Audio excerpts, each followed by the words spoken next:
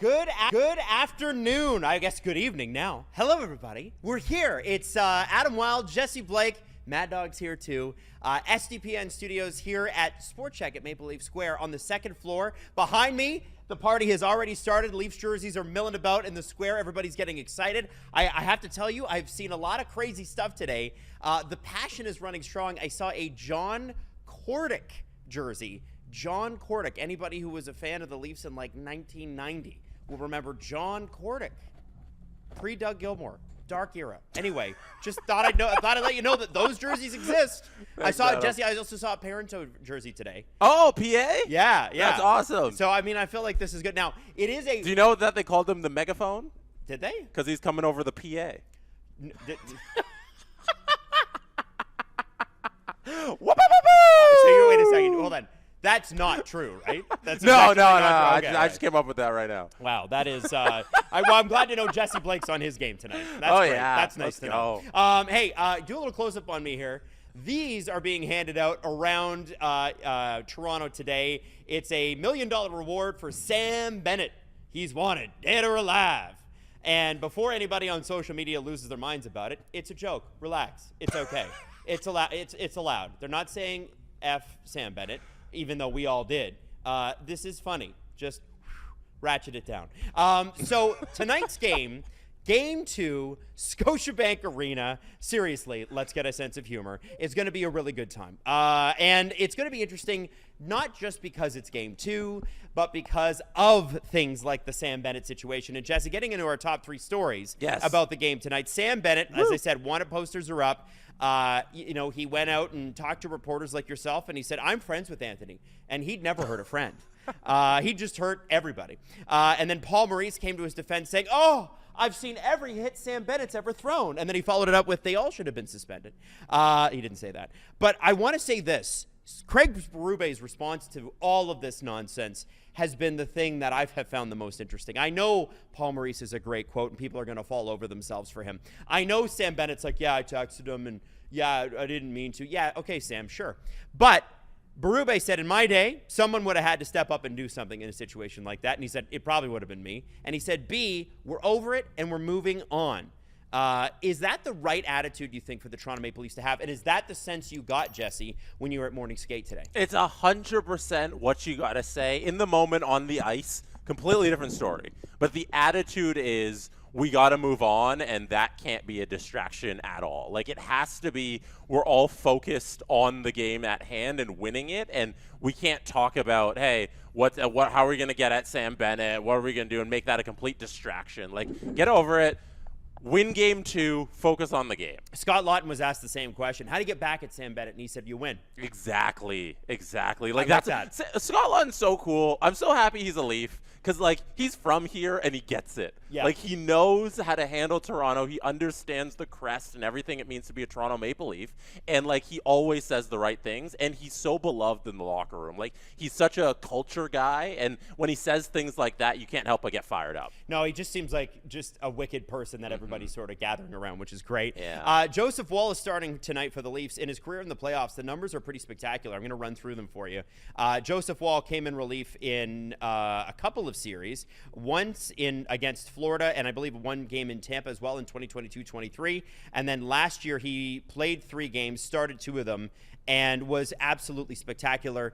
He came in cold in relief of Anthony Stolarz, but let's go through his numbers. So, 22-23, 4 games, 243 goals against average, 915 save percentage. Last year, 3 games, a .86 goals against average, .86, and a 964 save percentage. Now, if you look at his numbers from the one part of the one game he played 2 nights ago, 605 goals against average, 850 save percentage. Jesse, has Joseph Woll fallen off a cliff, or is he actually still a pretty good goalie and he came in relief and he was cold and it had been 3 weeks? Right. There's honestly nothing to take away from his game that happened on Monday. Like, we can't take anything from that and say, this is how Joseph Woll is going to play. He literally didn't play an NHL game in 3 weeks. He came in cold suddenly in relief, and his buddy was vomiting just before he got in the game. Like, we couldn't have expected him to have a good performance. I think tonight we see a really good Joseph Woll in there because the Leafs are lucky that they have 2 really good goaltenders. Now, Matt Murray, it looks like, is going to be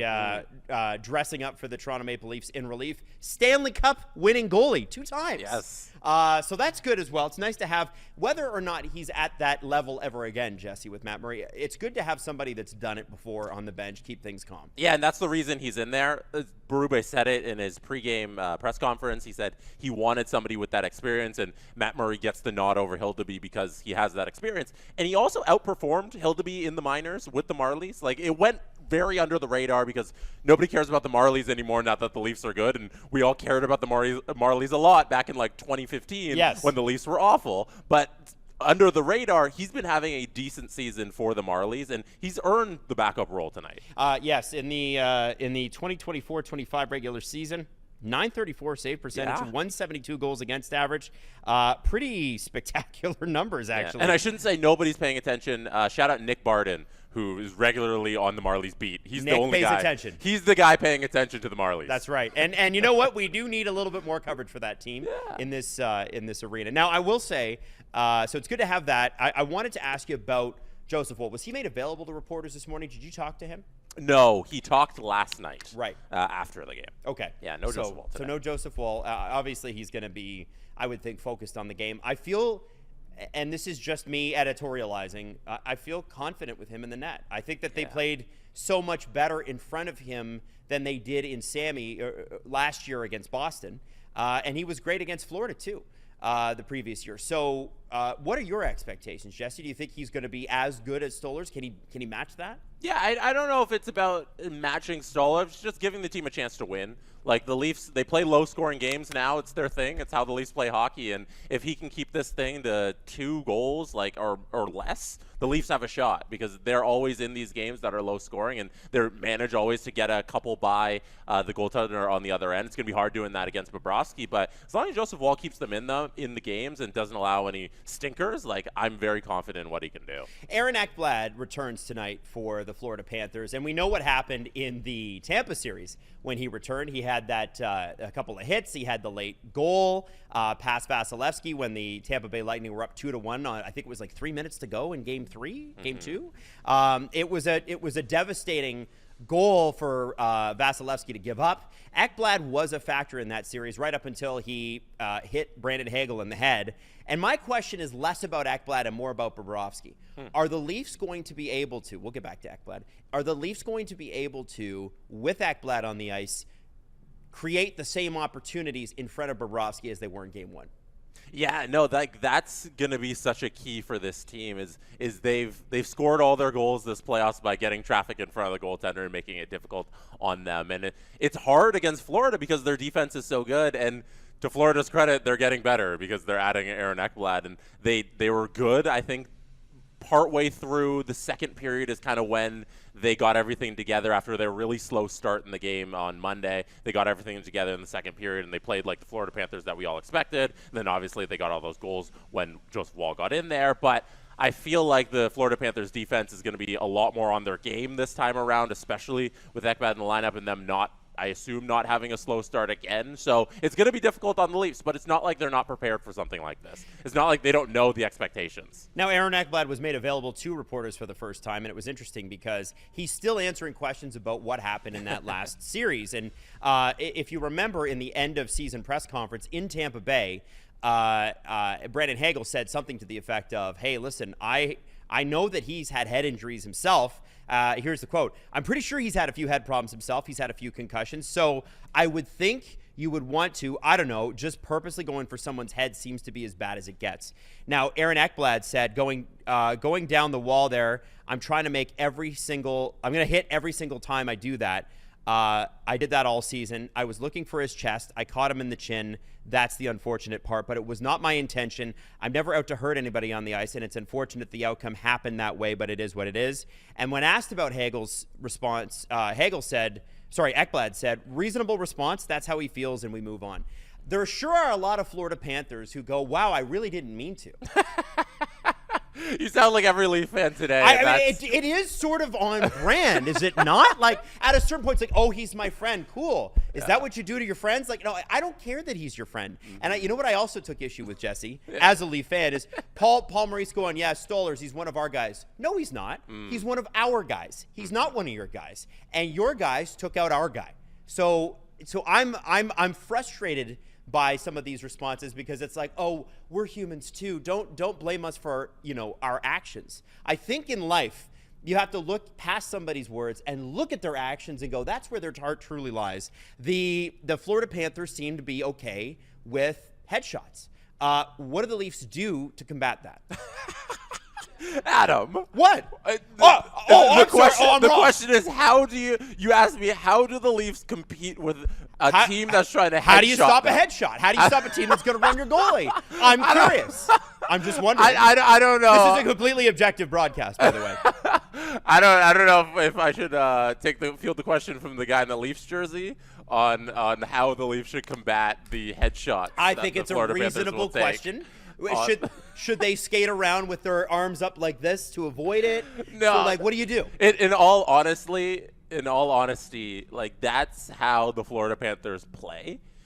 We saw it at the end of the game when Matthew Tkachuk tried to take a run at Marner when things were out of reach. He tried to go at him, and Marner sidestepped him with a little Mitch Marner dipsy doodle. Yeah.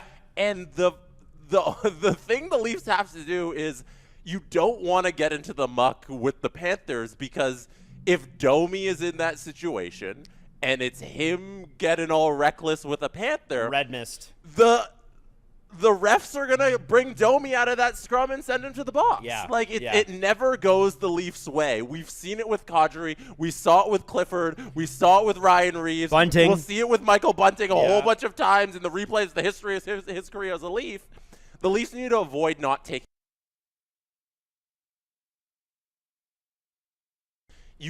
obviously you can't prepare for something like Ekblad going at Hagel and knocking him out of the series. Like, that's not something you can prepare for. You expect guys not to injure other guys in the ice, but the Florida Panthers are going to play on that edge, and the Leafs have to get in there with them, obviously. You want to play physical back and not let them push you around, but they can't take dumb penalties and get one of these guys suspended. You need to beat them by, how Lawton said, winning the actual game and scoring more goals. There you go. All right. Well, hopefully they can do it, and it starts very, very soon. By the way, I should mention, Steve Dangle watch-along happens in just over half an hour, so about 33 minutes from right now. We're going to talk about the other series that's kicking off tonight, Jesse, and it's the Stars and Jets, and I don't think people are giving the Jets a lot of credit in this particular series for a couple of reasons. Number one, Connor Hellebuyck. Can he? Will he? Can he be regular season Connor Hellebuyck? Is he games 3, 4, and 5 Connor Hellebuyck, or 6 and 7 as well? And for the Jets, the big boys are good to go. Scheifele, Morrissey, and Logan Stanley are all going to play tonight for the Dallas Stars.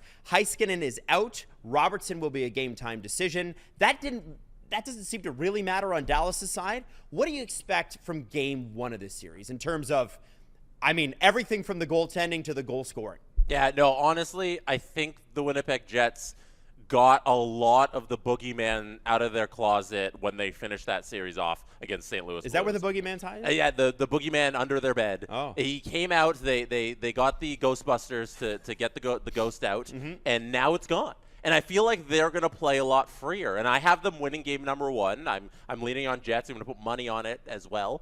I think they're going to take game 1 because they have the confidence of that team that was in the regular season and ran everybody's show to the President's Trophy. And if they play like that team against Dallas, I think they can handle Dallas, especially with the right side that's not – it doesn't look great on paper, but Pete DeBoer has them playing the best system hockey in the National Hockey League, so, it might not matter. But they're still missing Robertson and Heiskanen, which I think should matter, and the Colorado Avalanche should have taken that into consideration and won that series, but they couldn't do it because Dallas is so good. But I think Winnipeg's going to be riding high off of that win, and I think they're going to be playing like the regular season Jets and not the ones that almost lost to the Blues Jets. You've been the one that's been hardest, I think, of all of us on Connor Hellebuyck this season. Yes. Right? And, it was hilarious because you called him hella fraud, and then he goes out and he probably wins the Vezina and the Hart in the same season. Now, going into game 1, you were like, oh, no, he's great. He's going to be awesome. And he wasn't great in that series. What do you think? Is it a round one yips thing for Connor Hellebuck? Like, do you think he's past it now? It's a different round. Yeah. It's a different team. That's what I'm banking on, because it's purely yips. Because the talent is there. Yes. Like, nobody can deny that the talent is there. The only reason he's not performing is because of confidence issues. If we want to call it yips, or just whatever the pressure of the moment is the reason he's not playing like Connor Hellebuck. So my bet here in them winning the series, them winning game number 1, is that all of that is gone. Everybody can exhale, and Connor Hellebuck will perform like we know he can with the abilities that are inside of him, and the yips won't take him over. Right. Okay. So. All right. I'm fascinated to see what type of Josh Morrissey and what type of Mark Scheifele we get tonight, just because, when you come out of game, like if Scheifele was not good to go in game 7, you got to be pretty hurt. Mm-hmm. Morrissey leaving in game 7, you got to be pretty hurt. I'm wondering if it's one of those things that you manage it, if you're able to manage the pain, or if it's something that, it needed a weekend to heal and it's okay now. It hasn't been that much time. I mean, it's Wednesday. These guys last played Sunday night. It's not a lot of time to recover, but they're in. Yeah. So we'll see. And like Scheifele's such an important piece of this team. Like he's such a heart and soul player. And like you're taking out your first line center, obviously you're going to be a little less of where you were. And now that he's back, you got to have some confidence in the Jets. But like, what percentage of Scheifele are you getting? Are exactly. you 70%? You get 80? Who knows? Okay. So speaking of the Dallas Stars, I want to pivot a little bit before we talk about the other 2 series, and I want to talk about Joe Sakic today. Okay. And we're going to run this clip in the podcast tomorrow. But Joe Sakic talking about the fact that he didn't feel like you could pay 3 guys the amount of money they would have had to pay them and went out and got it done. He said just paying 3 high-end guys, and not having a surrounding cast wasn't going to get it done. Now, we know the cap is going to about $115 to $118 million in the next couple of years here. So, frankly, they could have afforded it. They could have. It came down to about a $700,000 difference per year over the course of an 8-year contract extension with Mikko Rantanen. When Rantanen was traded, all we heard was, well, he wants $14 million. Well, it seems now that that's come from the team, and that was probably their starting ask. But as negotiations go, the team probably started at 10. Mikko was probably at 14, and they probably expected to meet in the middle. And that's why Mikko Rantanen and his agent from Octagon were so surprised when the trade to Carolina happened. Jesse, Sakic is doubling down on his decision, right? And frankly, it looked pretty good. Nietzsche and Drury were good ads. How do you feel that makes him look? That's so ridiculous. It feels so of the time to double down when you're wrong. It does, man. It so does. Welcome to every hot take Twitter guy or politician in 2025. Yeah. I'm wrong. Here's evidence that I'm wrong, but I'm going to say I'm right. Yes. Like, Joe Sakic, you literally got eliminated by the guy you traded away. You made the wrong decision. Like, there's a top 5 winger in the league in Mikko Rantanen out there defeating you with hat tricks in the 3rd period. That guy should be on your team for $700,000. Like, that is such a little bit of money in comparison to where the salary cap's going to go. It's ridiculous he didn't pay that. And we have evidence in the real world with hockey games being played that player eliminated you because you traded him away. Right. So you are wrong in every sense of the way.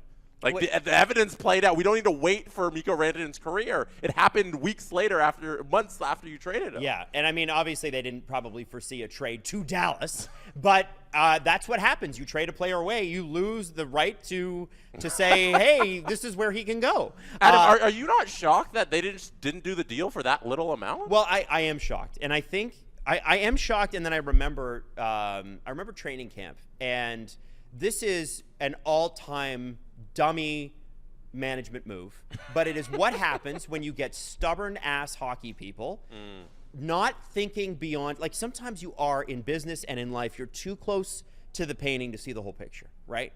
And sometimes hockey teams will be like, that's our line in the sand, and I'm sorry we can't go past it. Any reason why, other than my pride? Nothing. And I look at Jeremy Swayman.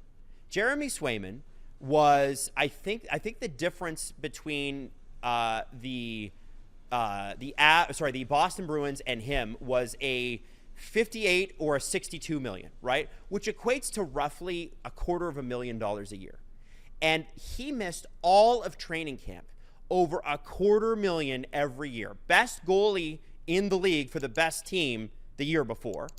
And he missed all of training camp, over $250,000, which roughly works out to the right leg of the worst paid player on your team. Like, that's what it costs you, right? And so what I cannot believe is that Joe Sakic, I guess he doesn't really have a choice. If he's sitting there in front of a whole bunch of people, he's got to say, listen, I made the right choice. Because if he said, listen, I made the wrong choice, well, you should probably leave then, right? Yeah, but it would be honest. It would be honest. Like, God forbid we ask people to be honest. But I think Jesse, I think that he is being honest, and I think that's more dangerous because top 5 wingers in the league, and we're not talking about just regular season. Yeah. Mikko Rantanen had won a cup. He was one of the highest points per game playoff players ever. He's played a bazillion playoff series because obviously Colorado consistently at least gets to the second round. And I wondered too, when I watched the press conference, and tell me what you think of this.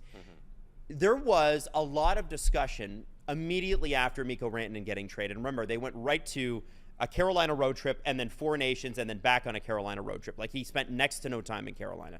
And he didn't score a lot of points in that system. And there were a lot of people going, see, not so easy when you don't play with Nathan MacKinnon. Yep. And I wondered if Joe Sakic and that front office thought, you know what, he is great, but it helps. He's buoyed by the fact that he plays with Nathan MacKinnon, and we would expect an X% decrease in his points production if Nathan MacKinnon wasn't his center. Do you think that played into it? I think, like, teams have NHL scouts. It's not, like, I don't think many people, like, casuals, like, know, but, like, it's not just the minor leagues that teams scout. They have people assigned to the league that they are looking at the other players in the league, and they're scouting different trade options, free agency, and those guys are dedicated to looking at NHL players. And I assumed when they looked at Rantanen in that situation, they said, there's value out there that we can get back for Rantanen in the pieces we'll get back in this trade, and they're the same, you know? And I wonder if those guys who made those evaluations, who then handed that information to Joe Sakic, and then they see how he plays in Carolina, and they're like, look, we're right. I wonder if those guys have to wear this too, because their evaluations of the league and where Mikko Rantanen stands in it, it was clearly miscalculated, because this isn't a player you replace in a trade. This is a once-in-a-generation player you have to keep if you get your hands onto him. So I feel like the Colorado Avalanche have to completely relook at how they're evaluating their own talent and the talent around the league, because they miscalculated this so much. I'm curious about what they do now, because, you know, you got Brock Nelson, who you paid a fortune for, first-round pick, and Callum Ritchie, who's available via free agency. I think Nietzsche is 1 year away from being available in free agency. I think he's got another year left on that deal, that short-termer that he signed. You know, Nathan MacKinnon is headed to the World Championships with Sidney Crosby, which I think will be fun for them. The boys love playing some hockey, but what he's leaving in his wake is that comment post-game going, they didn't have their best forward, they didn't have their best defenseman. I don't know what we're going to do. I don't know what Colorado is going to do. And by the way, Cale Makar's contract too. They got to worry about that. That's it's not an easy task for Colorado. Like, trading away all those assets and then not winning. And Brock Nelson, if he has the right to just leave if he wants, you know, he doesn't have to stick around. And they could just be wasting assets for this whole year, and it could be a really lost season. And then it's so difficult to get that back in one off season. It's going to be tough in Colorado, but you still have MacKinnon, you still have Makar, and we saw how much changes they made this season. So, like, there's things they can do, but they made their lives really difficult this off season. But if you look at how the Canes played their first round, and I got a good look at how the Caps played their first round, I don't know if this is going to be the most exciting set of games you've ever seen in your life. It doesn't mean there won't be close finishes. Last night was a close finish. The Washington Capitals weren't even in that game. They didn't even get a shot in overtime, right? You don't shoot in overtime, you'll never score. It's crazy. But I do want to say the quality of that series for a coach is probably like, oh my God, low event hockey. This is what I've dreamed of. For everybody else, it feels like the 1999-2000 New Jersey Devils, which were the most boring and most successful team by being boring that you could possibly have in that era. So, Jesse, do you think I'm wrong in my prediction that this series is probably the least exciting? Well, I think from a storyline standpoint, for sure. Like, Okay. they have the least amount of animosity between the teams, the least amount of storylines going, because there's not really that much of a history between the Caps and the Canes playing the playoffs and anything being super exciting. Those rivalries don't really exist there, as opposed to like the other series. We got storylines we're looking at, and we're like, oh my gosh, that's so much fun. But like last night's game, the OT Carolina win, it was the most Carolina Hurricanes game ever. Like, they played exactly how they want to play. They get a whole bunch of shots on goal. They'll put up like 40 shots on goal. They'll get like 2 goals out of the 40, but a large majority of those shots are not very dangerous. They're not going in. So that's the key, by the way, just to interrupt quickly. Yeah. Not to be fooled by the shot counter. Yeah, exactly, because that's Carolina Hurricanes hockey. They get 1 million shots, and they'll end up with 3 goals. They'll end up with 1 goal. But the shot counter keeps going up. And then on the other side, they don't allow a lot of shots. They don't allow the other team to get positions, to get pucks on the net. So I think if Carolina's going to control this series, which I have them winning the series, I think they will control it, we're going to get games like that. Like, that's how a lot of these games are going to go. At least 4 of the 7, if they win this series, we're going to get a lot of shots, not a lot of shots the other way, very few goals. And, if you don't think that's very exciting, then you're probably right. Oh, I don't need to think about it. It's not. It's just not. For everybody that thinks that the Leafs play now a boring brand of hockey, I got news. Yeah, watch Rod the Bod coach a team. Oh, yeah. man. Listen, Carberry's not that much better. The Caps are a pain in the true. ass to watch. They are. And then it's because they're a dog on a bone team. When they're on everything. Forecheck. And their defense are so mobile. That's what I thought was missing so much last night. There was, John Carlson and Jake Chychrun were so effective in that series against Montreal.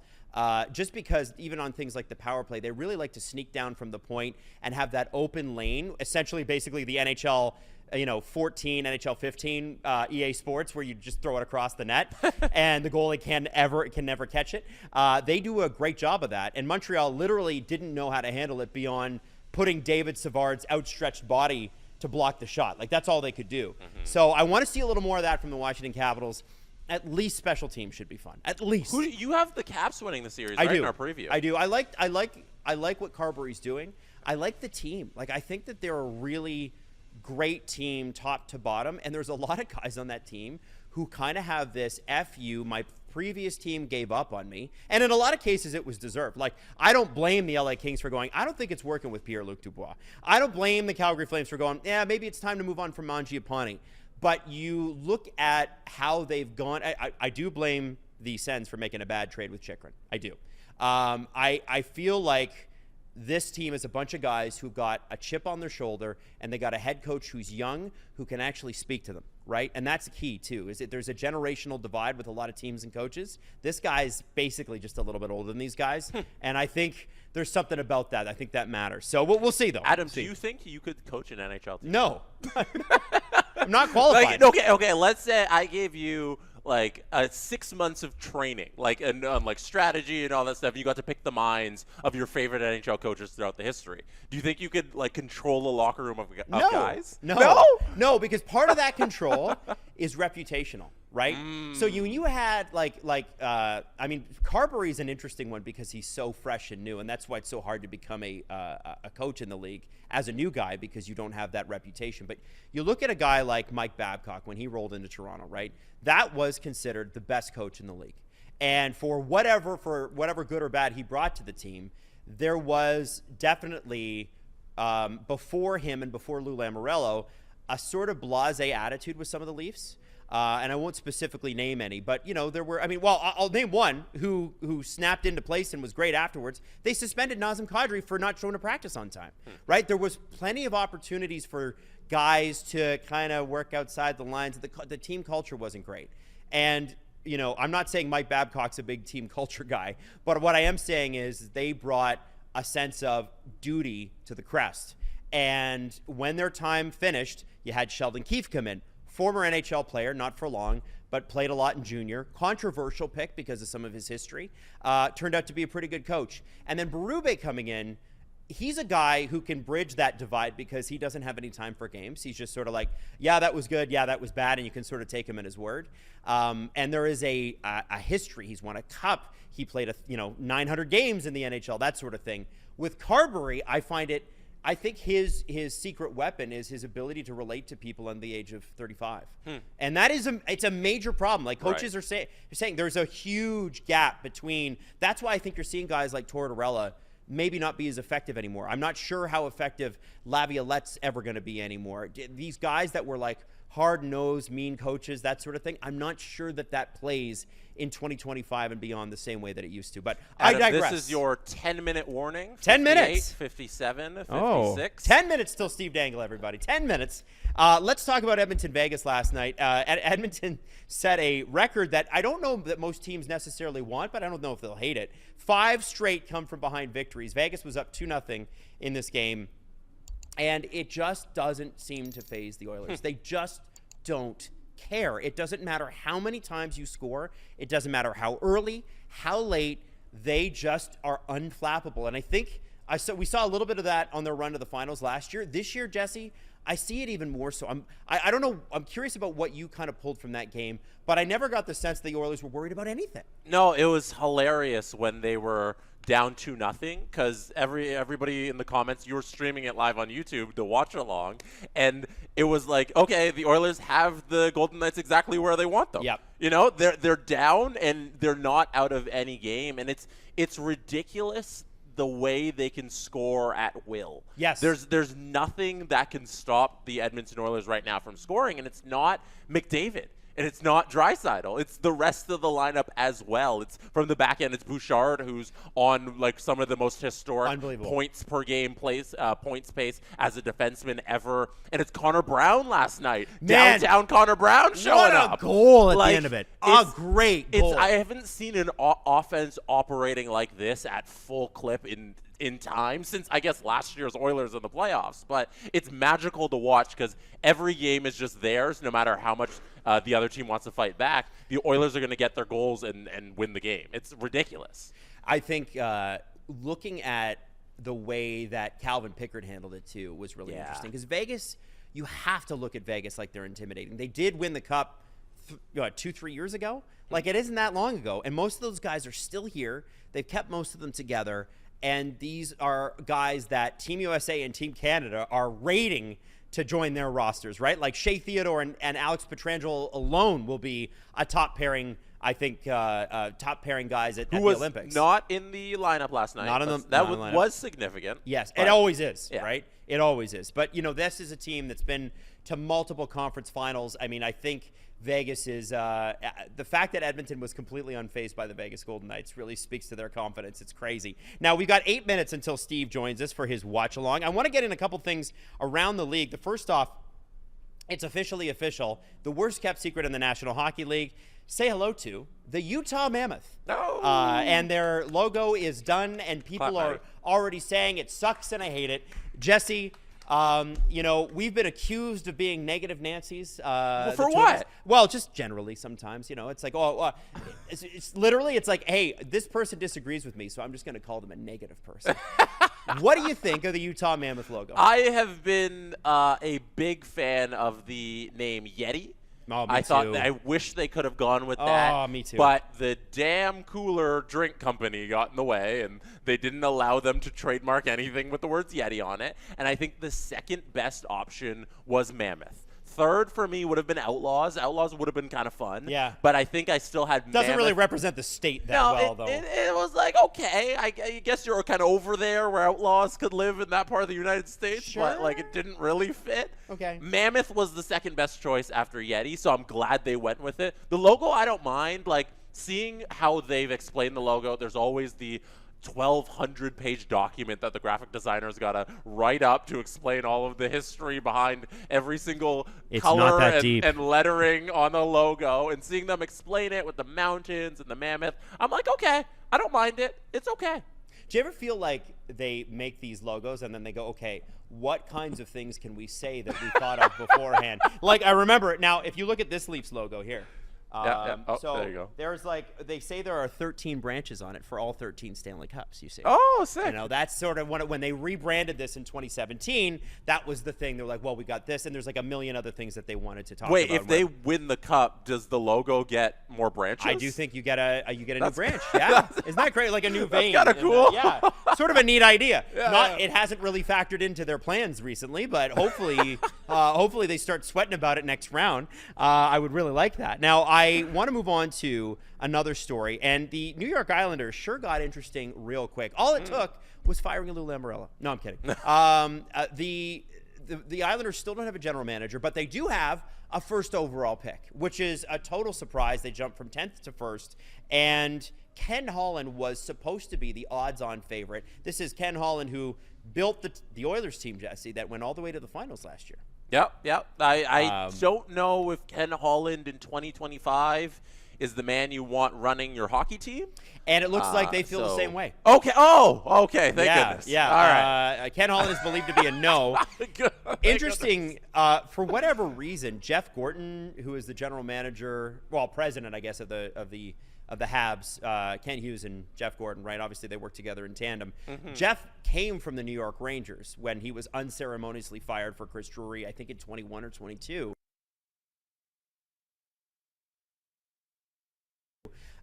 He's done a great job turning around the Montreal Canadiens, and I guess the Islanders were like, well, we want him. And the Habs were like, well, you can't have him. Well, no. He's under contract with us, and we're going to keep him and pay him. Yeah, but he likes New York. That's cool. He can go visit on vacation. So the next name. That made no sense. I know. I was like, why is this even being talked about? Yeah. But anyway, the next name that's up is another Montreal Canadiens connection. Marc Bergevin? Oh. Assistant GM to the LA Kings. You think they're going to want to make some changes there anyway? Should I repeat what I said about Ken Holland? I think you should. That in 2025, I don't know if you want Marc Bergevin running your hockey team? Well, and it's funny because I feel like bringing in Marc Bergevin would get them more of what they lost in not having Lou Lamoriello. He builds teams similarly. No scoring, some really good goaltending, and big, tough defense that sometimes moves the puck. Like, you look at those Habs teams, like, you know, there's a reason why Nick Suzuki hitting 82 points this year was a big deal. They haven't had a guy at a point a game or over 82 points a season since Kovalev in 07-08. That's nuts, right? And that's Bergevin. And so the New York Islanders, who were renowned in the last 3 years for not being able to score, I feel like bringing in a guy like Bergevin, you're basically going, here's a younger version of Lou Lamoriello who also likes long-term deals for too much money. Yeah, this doesn't feel like the best strategy for the Islanders. I hope these names are just kind of like the rumors that are out there right now, and they have a long interview list. Usually these teams, they go through usually some sort of service that does all the interviews and that sort of stuff and vets. Is it AI? And not AI. It's usually people, but usually it's a long list of candidates, and hope that these are just some of the more notable names and not like the final list of 5 or anything like that. We're still probably very early in the process too for the Islanders. Yeah, well, Arthur Staple of The Athletic did say, let's see what changes by tomorrow. So, and you know, last little story here, as we've got 2 minutes to go until Steve Dangle takes over. 2:10 on your clock, There you Adam. go. There you go. Is Eric Staal is officially the assistant to the regional manager. He is literally a special assistant to the general manager in Buffalo for Kevin Adams. So that means to me, Kevin Adams is sticking around.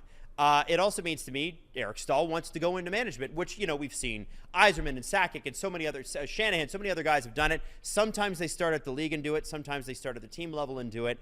I'm less interested in anybody's take on Eric Staal because he's a former player who knows players, and that's great. Like, I don't know what we have to say on that. Yeah, and like you can't, like, how are we supposed to guess how he's going to be? Great hire, terrible hire. Assistant? Like, I don't know. Yeah, I don't know either. I don't know. What I want to know is, what do you think about Kevin Adams and his regime continuing for yet another year? That's the juicy stuff. I would have moved on from Kevin Adams long ago because I think he loves to sit on his hands, and he hasn't been building a good team there in Buffalo in years, and there's no evidence that he can do it right now. Right. So, but he's a Pagula guy. We know that, Adam. So I don't know if he's going anywhere. He's a Pagula.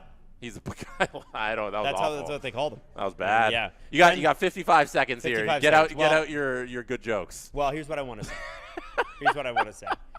Everybody, this is off the menu tonight. Okay. Listen, we all might want him as fans, but the players are going to focus on one thing, and that thing is winning.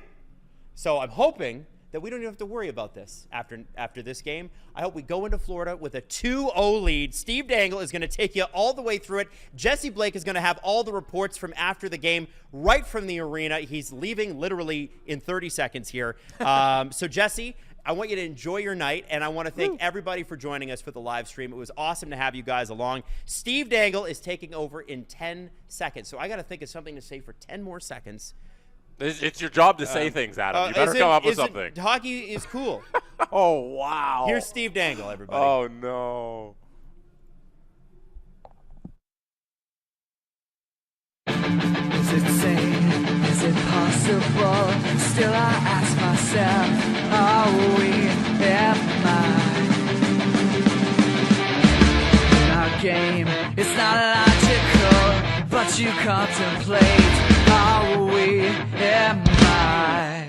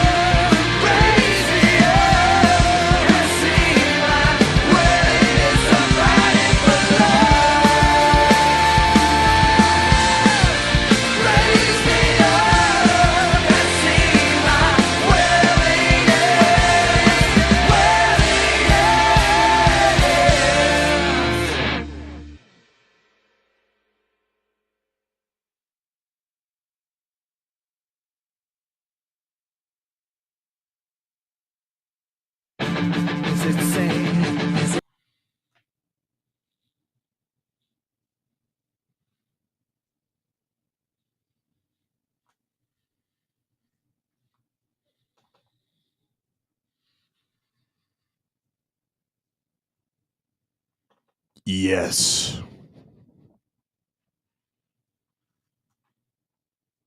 Yes!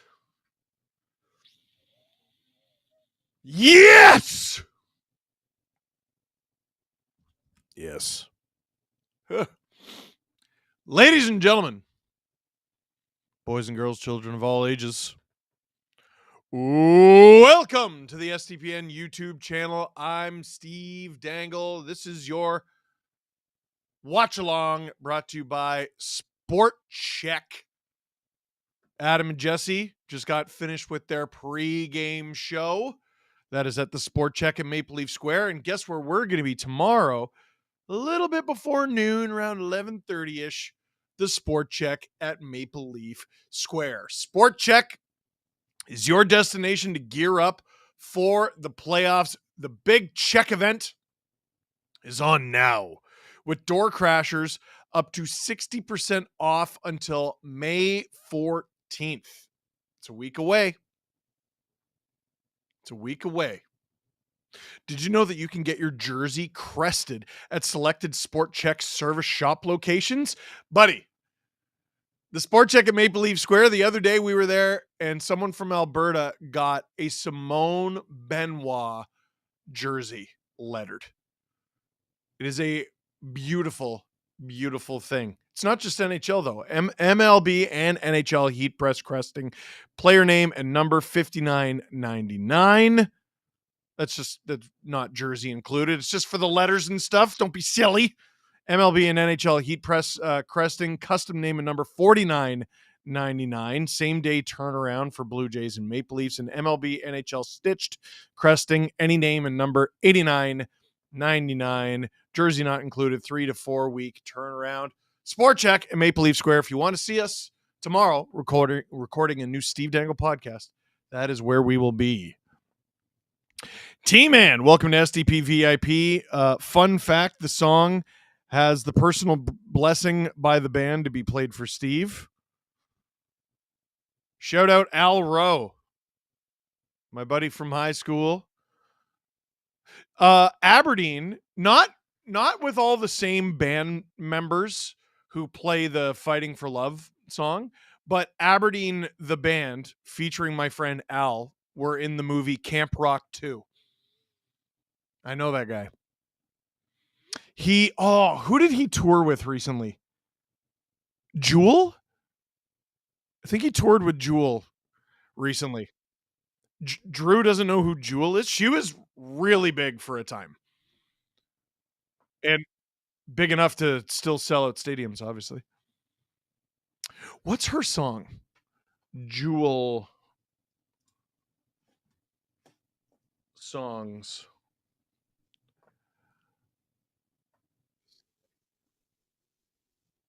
Oh, it's Amanda Marshall? I thought it was Jewel. Are you sure? What if it's both? Amanda Marshall?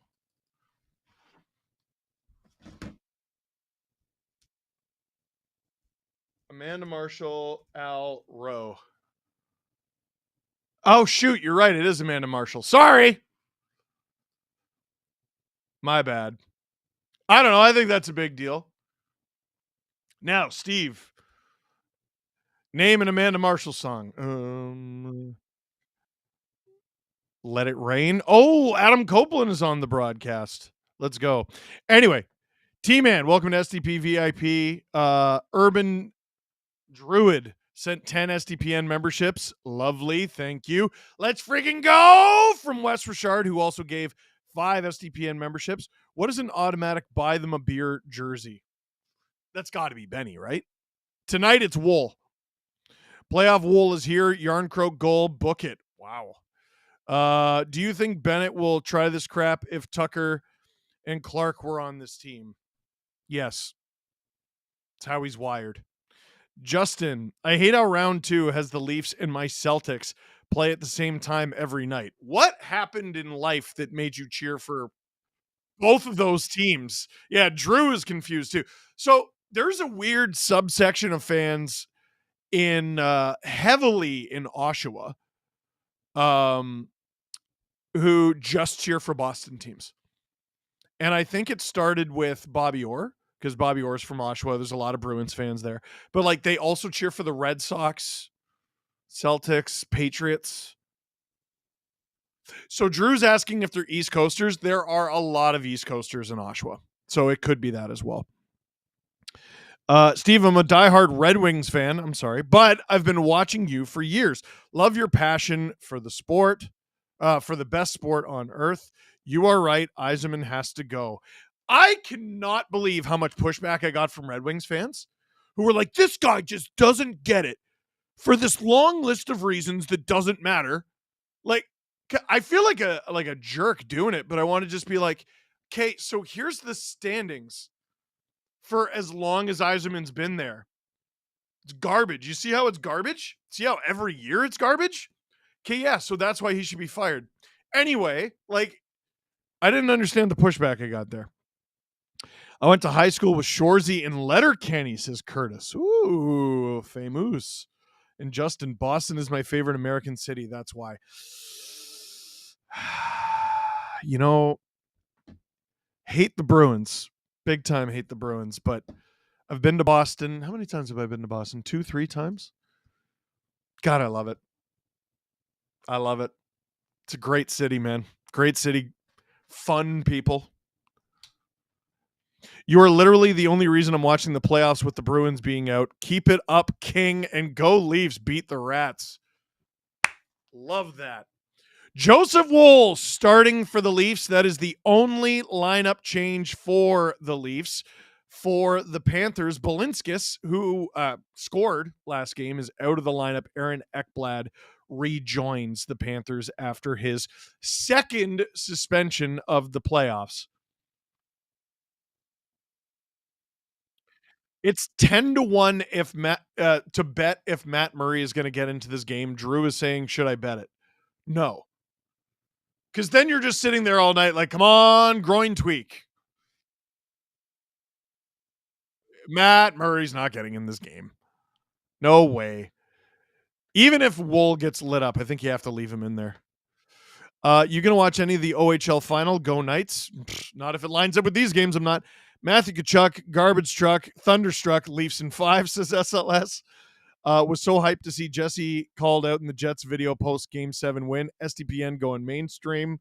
No, every year we say something dumb that we get dunked on for. Locks treatise on the state say the state regulates. What on earth are you talking about? The state regulates the people so all men can enjoy freedom. A failed state has lost its monopoly, and something about beating up Bennett. All right. Is Murray the backup? I guess he is. What are the odds for him to get another suspension? We will see. Puck is dropped in Toronto. Leafs up 1-0 in this series. But one win does not make a series. Leafs have home ice advantage. You got to win tonight to hold on to it. Because Game 3 will be in Florida no matter what. Marchand getting booed. Panthers with it. Riley gets it out. Turns it over to the Panthers in the neutral zone. Panthers. Oh, I think that was a dump-in attempt, but it actually worked into a nice zone entry. Carlo and Nyes take it off them, and here comes Nyes. Tries to get around Mikkola. Leafs maybe trying to skate it into a too many men situation, but it didn't work. Go Leafs, says Diane. I agree. Excuse me. Allergies absolutely kicking my ass today. 3,700 of you in here, only 700 likes. That means 3,000 of you haven't clicked like. Click like, please. Matthews wins that draw. McCabe dumps it down the ice. Matthews had a really good game 1, I thought. Oh, here comes Reinhart. That is stopped by Woll. Thought that might have been directed out of play, but it's not. Panthers really doing a good job staying away from the Leafs in the opening minute, finding open space. Mikkola. Shot. That hits crowd. Matthews. Battling with Barkov. Verhaeghe gets it to Jones. Sorry, that's Reinhart. Reinhart! Oh, Barkov can't find the rebound. Marner off the boards and out. Panthers had the Leafs on their heels a little early. Been watching you for many years, although the Bruins are my number one. The Maple Leafs are my second, thanks to you, and hoping they win it all. Bennett beats out the icing. Benoit goes in to hit him. Couple bennies. Lorentz attacking the point. Panthers cycled down low. It's Bennett. It's Bennett. Covered up by Woll. Matthew Tkachuk just punching dudes repeatedly in the face after the whistle. Does anyone go Bennett for the sake of it? I think if they were going to, they would have done it right there. Like, I kind of wondered if someone like, I guess the question is, who makes sense? Because if I'm Florida, I'm like, Nyes or GTFO. Because the name I was just about to throw out was Steven Lorentz, and that's a terrible trade for Florida. So if it happens organically, great. Oh, Panthers hold the zone. Really good start to game one here for Florida. OEL. Did the lights just flicker in the building?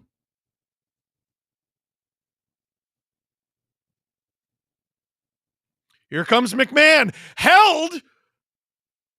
They're not calling that. Okay, they just blew the whistle, but why? Was it Kulikov? That's ridiculous. I thought they were letting that go. You would have had half a breakaway. Like, what are you doing? Yeah, no kidding. Easy call. I mean, McMahon does grab his arm a little, but Jens play on Monday and Tuesday, so you could go. Ooh. Face off. Panthers win it. Ekblad is out there. Leafs still looking for their first shot on goal. Woll behind his net. Marner takes it. Power play 6 for 22 in these playoffs. Nylander. Woll is in. Did something happen to Stahlers? Just kidding. I was like, what? Matthews finds Marner. Nylander. Panthers pressuring the point. They ease off a little. Nylander. Marner. On. Deflection. Rebound. Nice. Stopped by Bob. Tavares falls over Nyes. And Panthers clear. Good chances there. Power play was 0 for 5 in game one. I thought they had some decent looks, though. Matthews had, I believe, 11 shot attempts in game one. He had a good game, but he missed the net a lot. Matthews can't get to the puck there. Panthers going to attack. Is this a 3-on-2? It is. Reinhart. Oh, gets it down low. Panthers can't get the rebound. If the Leafs could take the puck there, they could have had an odd man rush, but instead it's just Seth Jones wasting time. Marchand takes out Joseph Woll behind the net. I mean, Woll was out of his net. Here's Ekblad, who's basically been a forward this whole penalty kill for the Panthers. It was just an accident from Marchand. I feel bad for the Panthers. There's so many guys that accidents, they just follow them around. Marchand, Tkachuk, Bennett. You need those guys to win in the playoffs, though. Riley, cross ice for Domi, who gives it away. Not a great end to the power play. Panthers go offside with 3 seconds to go in that power play. Go Leafs, go! Manifesting a Leafs win. Yes. Haven't been keeping up. Nothing happening with Bennett? Nope. Game one, Hildeby looked more scared on the bench than Steve when he saw Sammy was starting game 7. Yep. I forgot to point that out in the LFR. He looked friggin' terrified. Can Joe not play the puck, please? Yeah. I don't love Woll as a puck player. Puck handler. There it is. Puck player. Lawton in the offensive zone. Stops up to the point. Shot. Where is it? Half wall. Lorentz battling Rodriguez. He falls down. Keeps it alive in the Panther zone. Lorentz has not gotten up yet. There he is. McCabe in the neutral zone. Gives it away. Matthew Tkachuk with it. Shot wide, thank goodness. and out. Steve, why has the power play been so poo-poo lately? Because they haven't scored. Nothing works forever, I guess, is the right answer. I mean, it was unreasonably good in game 1 against Florida. And if it was as good as it was in game 1 against Florida as it was against the Sens, the Leafs would have won like 9-4. Verhaeghe being shadowed by OEL. Marner and Barkov battling a pair of 16s. Marner to Matthews. Matthews' trip, no call. Bennett. Gain center, no icing. Over 5 minutes gone already. OEL knocks it down with his glove. It's in the neutral zone now. Leafs take it. Pacioretty dumps it. Pacioretty still with the Tavares line. Click like, click subscribe, tell all your friends. This SDPN watch along is brought to you by SportChek. We're going to be recording that's a hand pass, 14:02 to go in the first. We're going to be recording the Steve Dangle podcast at the SportChek at Maple Leaf Square tomorrow. If you come around 11:30 noon, we start recording then. Not sure how long we'll be going until tomorrow. Maybe 2-ish. Hard to know because we're doing the SDP VIP as well. Yeah, if it goes to triple OT, we reserve the right for it to be slightly later. Thank you, Drew. Puck in the Leaf zone. Tavares loses its shot. That goes wide. Ekblad bumped by Pacioretty. 2 big bodies.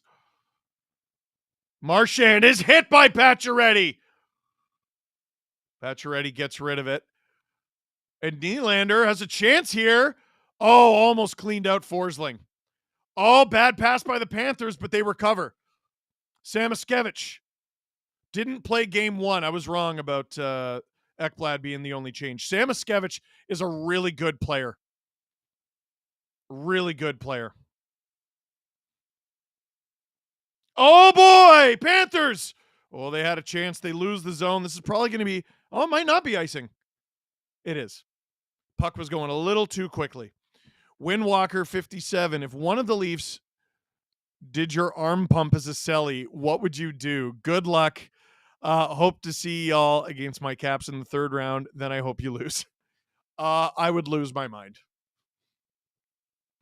Also, it couldn't be after a goal. It would have to be after they win. That's how I know it's real. Bennett taking on Domi in the faceoff dot.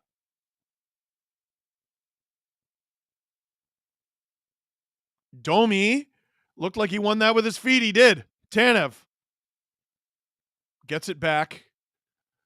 And Leafs are out in the neutral zone. Domi, he's going one-on-one. He didn't get to the puck first. Here come the Panthers with speed. They've been doing a better job of that. Bennett goes cross ice to Tkachuk. Rodriguez stapled to the boards by Benoit. Tkachuk, puck taken off him by Yarncroke, who gains center and chips it in. Lorentz after that, he's going to hit Seth Jones. Seth Jones turns off it, though. Lorentz gets the puck, drives the net. He's stuffed by Bobrovsky. Riley. Wide. Off the inboards. Yarncroke. Lorentz. Stopped by Bob. Oh, good chance there for the Leafs. 3rd, 4th line. Depends who you ask. I refuse to call it the 4th. It's so clearly the 3rd. Woll out of his net to play it. If you're a goaltender, oh, baby. Barkov in to hit Riley. Riley somehow doesn't give it away. Good job. Lawton gets it out to the middle. Reinhart finds Verhaeghe. Get on him. McCabe bodies him off the puck.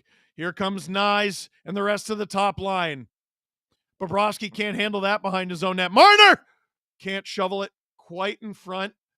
Carlo swats it. And the Panthers get it out. Is this going to be icing? No, it is not. Carlo gets it in his own end. 11:35 to go in the first. Tavares has Pacioretty and Nylander with him.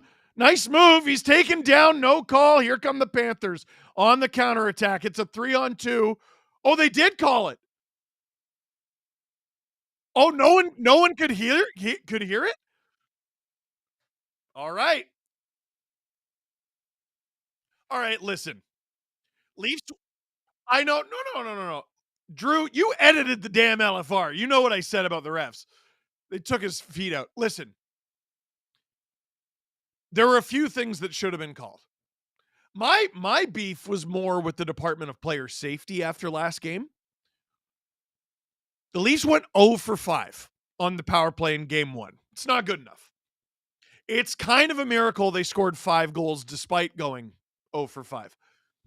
Now it's the first half of the first period in a second round playoff game. You're already on your second power play. Score. For the love of God, score. You have to score here. You have to. Steve Dangle here, SDPN YouTube channel. This watch along is brought to you by SportChek. Click like, click subscribe. Tell all your friends. Quick thoughts on Utah's unveil, Steve. I know a lot of people wanted Yeti. I know a lot of people wanted Utah HC. I think Mammoth is a great name, and I think it's a great logo. A lot of people think it's clip art. The mountains making the elephant head, I think that goes hard as hell. Listen, there's a team called the Predators. There's a team called the Blue Jackets. The Leafs were named a very long time ago. They were named over 100 years ago, and I was after a military regiment. I think you give them a pass there. There are 2 teams just called different versions of the word Canadian. Mammoth is good. I like it. Does Bennett make you miss Tucker or Clark? Yes, and Roberts. And Domi, the other one. Marchand in the box. Who are the refs tonight? Francois Saint Laurent, and it was Saint Laurent who made the call. Who's the other one? It's not Rooney. Dan O'Rourke. Marchand getting a tripping penalty. Hell froze. I know. Nylander, cross ice to Tavares. Over his stick, though. He's knocked to the ice. Can the Panthers get it out? They do. 10 seconds. Oh, it's into the bench. 1:50 to go in this power play. 11-11 to go in the first period. Make a wish! How interesting would an NHL play-in best of 3 be?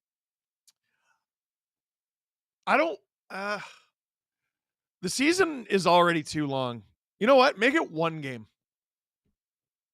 1.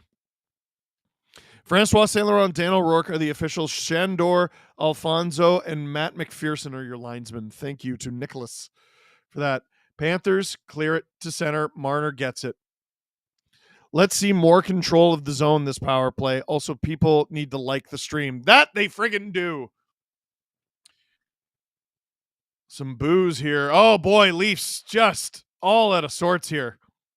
Matthews to Nylander in the neutral zone.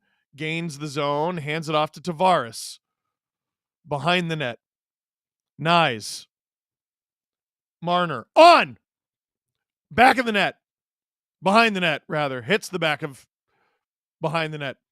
Tavares is blocked by Forsling. Nyes. Tries to center it. Doesn't work.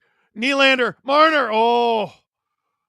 Wow. Nice pass from Marner to Nylander. Shoots. Oh, he doesn't shoot. Goes around. Oh, Willie. Come on, man. Matthews. Willie. On. That's deflected wide. Nice. Willie. Marner. Shot. Matthews. That's blocked. Not out of play, apparently. Tavares. Matthews. That one goes wide. Lands on William Nylander's stick. 30 seconds to go in this power play. Willie. Marner. Can't get the pass. Woll out of his net to play it. Does the second unit even come out? There's 20 seconds to go. Which quickly becomes 15. Jeez. Almost scored on their own net there. Domi's out. Pacioretty's out. McMahon is out. It's basically a modified 4th line. And that'll do it. Leafs waste 2 early power play opportunities. They had a couple chances, but not good enough. Marchand trying to beat Riley wide. Doesn't work. Oh! He's taken out by McMahon, and they're going to call that either tripping or kneeing on Bobby McMahon. You go 0 for 2. You knew it was coming. Yeah, McMahon sticks his leg out. That's a fair call. I know it's Marchand, but that's a fair call. Now the Leafs will head to the penalty kill, and I tell you what, it better go like the Panthers' first 2.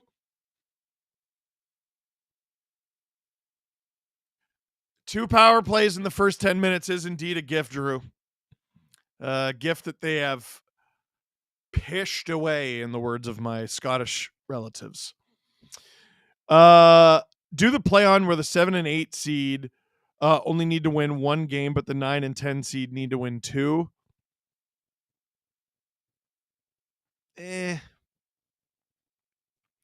Just joined in. Fun to see Marchand get a call for the same move he loves. Same thing he did to Liljegren, but in open ice. When Mammoths and Predators play, it's the Ice Age matchup. I like that. Willie had so much time and space and did nothing. I know. That was so frustrating. And ladies and gentlemen, shorthanded goal inbound because Speedy V says Costco gravy is exceptional. Top of the line. When Speedy V comments about Costco gravy, good things happen. Just got to add Utah Mammoth to the list for trivia tonight. Teams that don't end in S. How do you know what our trivia is about tonight? By the way, we're going to be doing trivia at second intermission. If you want to get that open, click the link in the description for the Spark app. We will be doing trivia on the Spark app. I don't like the idea of expanding the playoffs, even if they add more teams. Let those 82 games, that's so many games, mean something.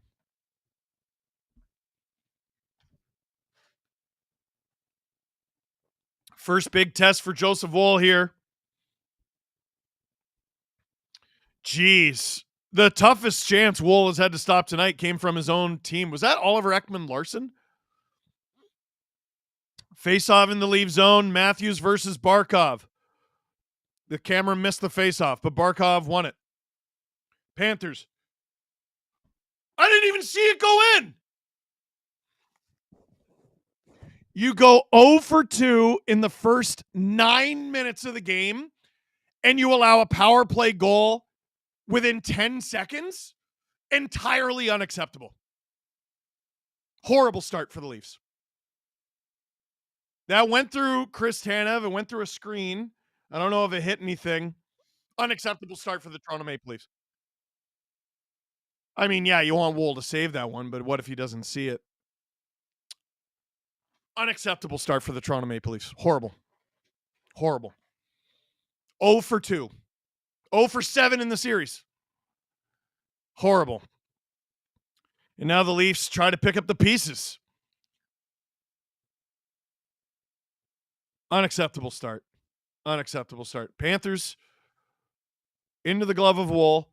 8:47 to go in the first.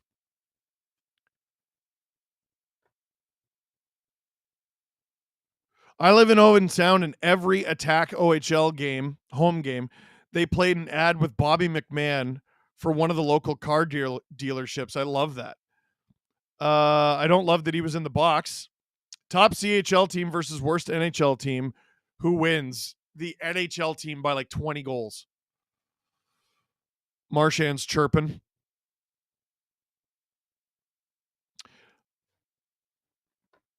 There's a hole in the wall. Panthers captain with a big goal. Need ours to get going. Carlo. Leafs win the faceoff, but it was into Carlo's feet. Lawton trying to get rid of it. Riley flips it into center ice.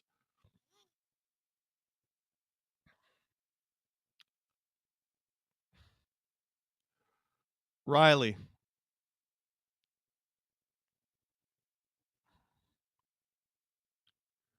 Leafs hold the line. That's what this line does so well. Lorenz trying to get at Kulikov.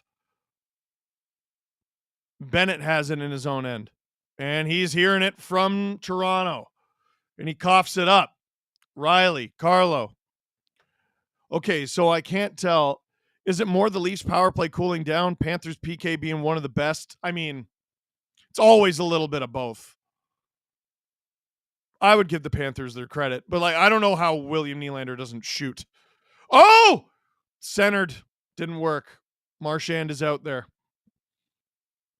Pacioretty looking for him. Doesn't quite get him. McCabe gets it to Pacioretty. Dumps it in. 7:30 to go in the first. Mikkola handling it behind his own net. Shots 5-3 for the Panthers. 5,400 people in here, only 600 likes. That won't do. It only takes a second and it's free and it helps us. Please click like. That's an icing against the Panthers with 7:09 to go in the first.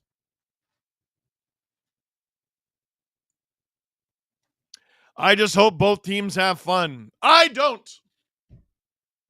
7-4 Elite Wolf. Thank you very much in the chat.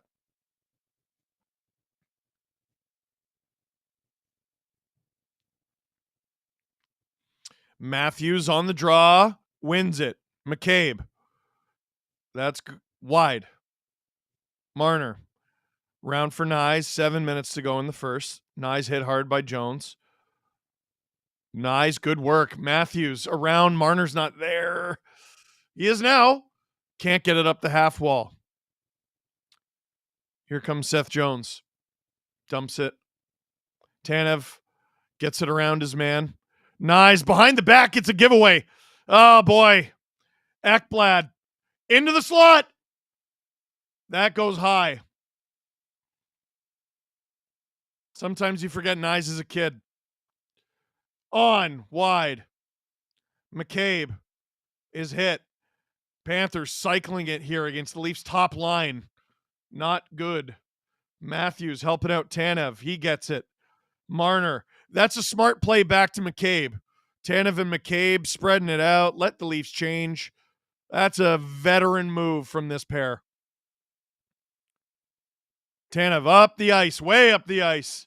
Holmberg. McMahon streaking. Shoots. Oh, stopped by Bob. What a read. Teams have still not figured out McMahon's speed. Benoit, cross ice to OEL. Domi, the fans finding their lungs. McMahon kicks it to Domi. Domi to the point. OEL on. Bob is hit. Loose puck. Where's the rebound?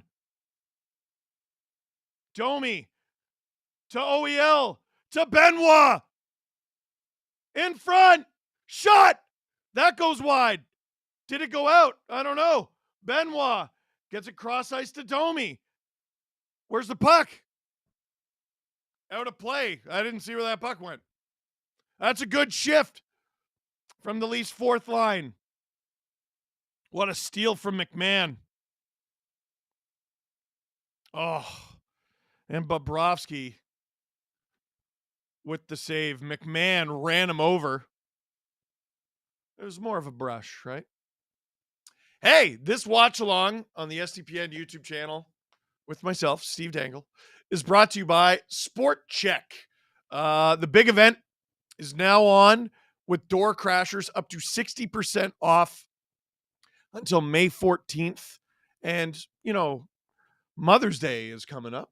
You got a mother in your life who happens to like playoff things, because SportChek is your destination to gear up for the playoffs. And it could be for your mom as well, or mother-in-law, or anyone who's a mom. All right. Did you know you can get your jersey crested at select SportChek service shop locations?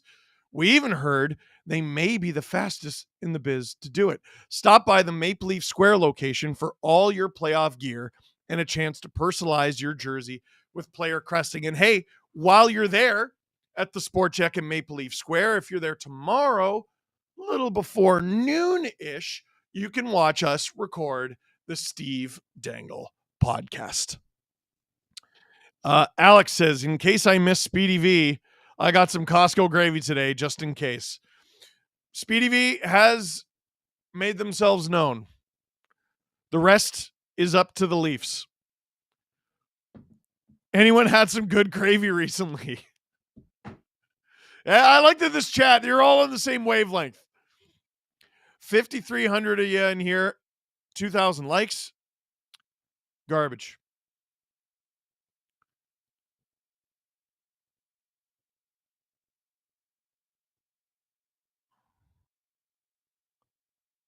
Marchand was lipping it. I think it was Lawton. Steve, what do you think of Utah's name? I friggin' love it. Currently blasting, and after all, you're my wonder wall. Leafs need Stoli or the series isn't going to go long. Sorry, bud. Wishing you well. I'm wishing you well and wishing your team nothing but ill. 5:11 to go in the first period. Where's that puck? Pacioretty finds it. Tavares. Oh, it's taken off by the Panthers. They try to get a breakaway going there. It doesn't work. Nylander. Pressured hard by Marchand. Out of the Leaf zone into the neutral. Tavares to Riley, who dumps it.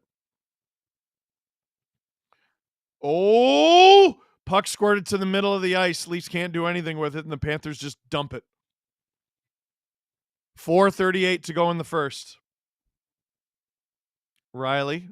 Oh, pass is out of reach of everybody. Here comes, I believe that's Matthew Tkachuk. Hands it off, almost gets it back. Steven Lorentz leads the rush. Dumps it into the corner, and he'll chase after it himself, going in after Mikkola. Two bodies collide. Lawton, good job getting it to the D. McCabe.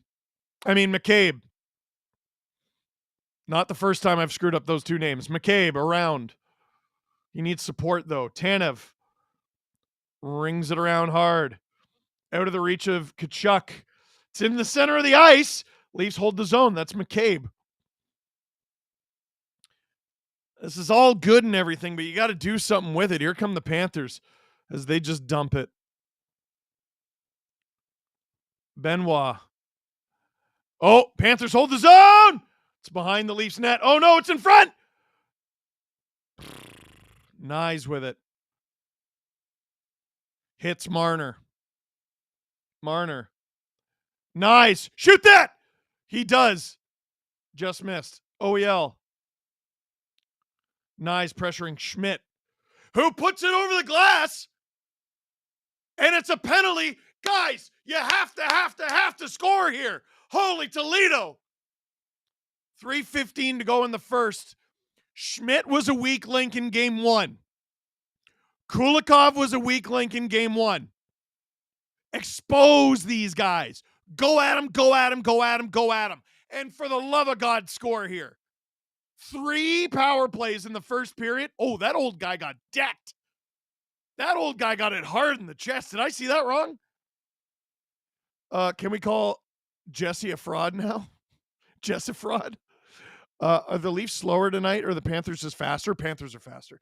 Leafs win that draw. Marner, cross ice to Nyes. Tavares, pressured hard by Forsling. Matthews collects. To Marner, he's pressured hard. Panthers, really aggressive at the points. Oh, Marner, what a move! Out of the reach of Matthews. Marner, Nylander. Good stick.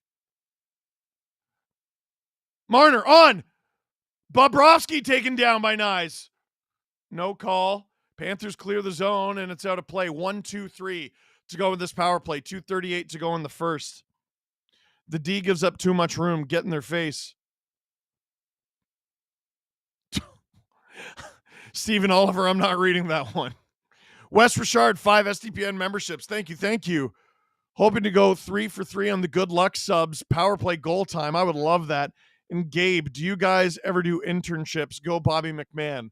We would love to, but not currently.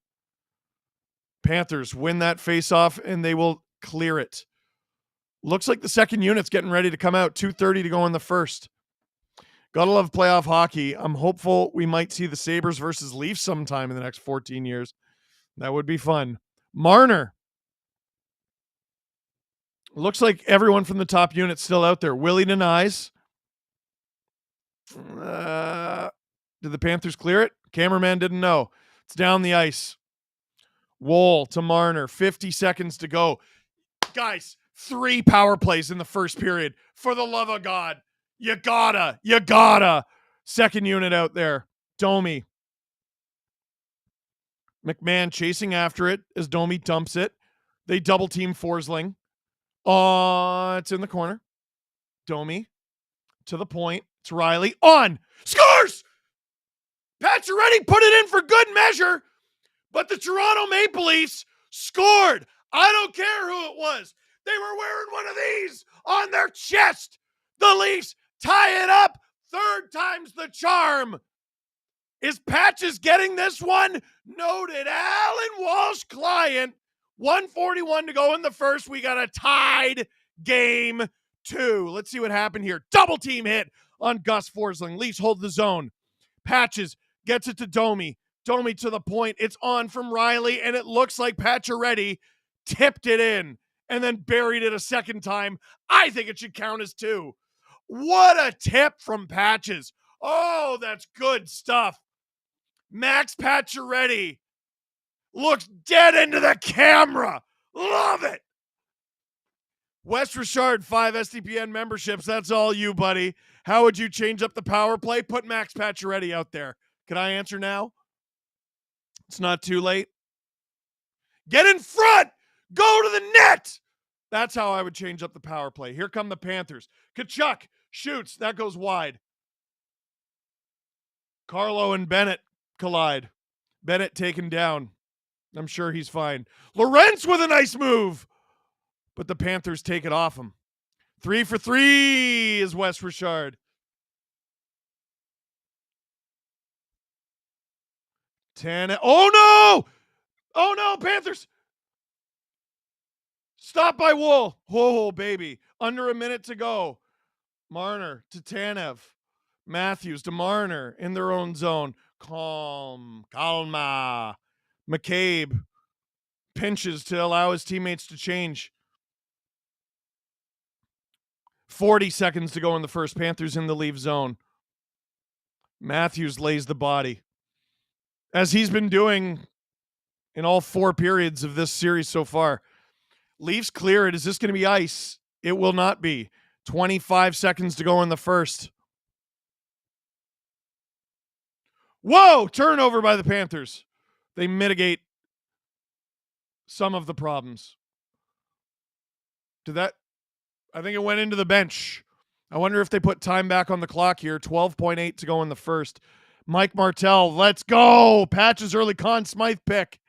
Couldn't agree more.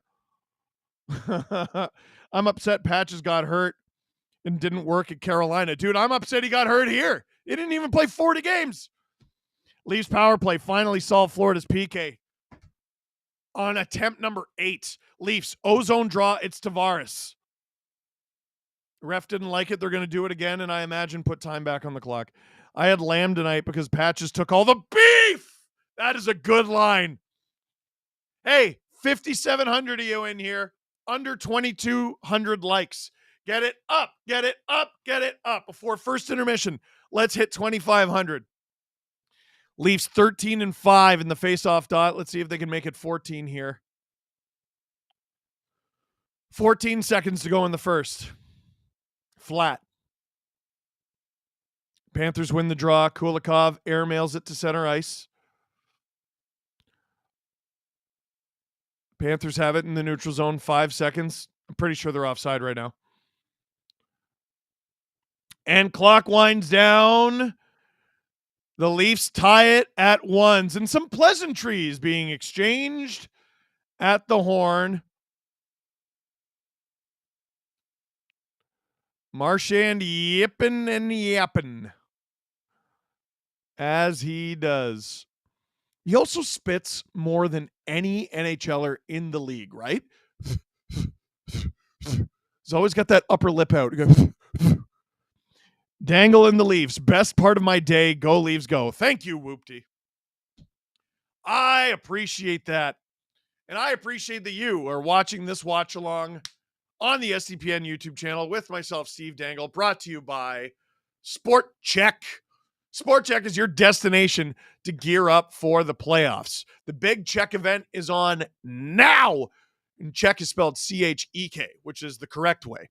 For door crashers, up to 60% off until May 14th. That's a week from now. Do you have any events to buy for? Do you have any events you might need to do shopping for? Might need to get Leafs paraphernalia, Blue Jays paraphernalia, even just some gym wear, something like that. Mother's Day is coming up. Did you know you can get your jersey crested at select SportChek service shop locations? We even heard they may be the fastest in the biz to do it. I know this because I saw them crest my own jersey, and it was like, hey, can you? Yes, and they crested it. It was amazing. Stop by the Maple Leaf Square location, which is where I got mine crested, for all your playoff gear and a chance to personalize your jersey with player cresting. Tomorrow, we're going to be recording the Steve Dangle podcast at the SportChek at Maple Leaf Square. We had over a dozen people, 10, 20 people watching us last time, and we're actually going to be recording 2 episodes tomorrow. So you could get 2 for 1, and you can get the experience of being an SDP VIP by watching us record an SDP VIP. Oh, folks, Alan Walsh is active in the group chat. I wonder why. Francois Labelle, it may be easier to get it up if I was looking at okay,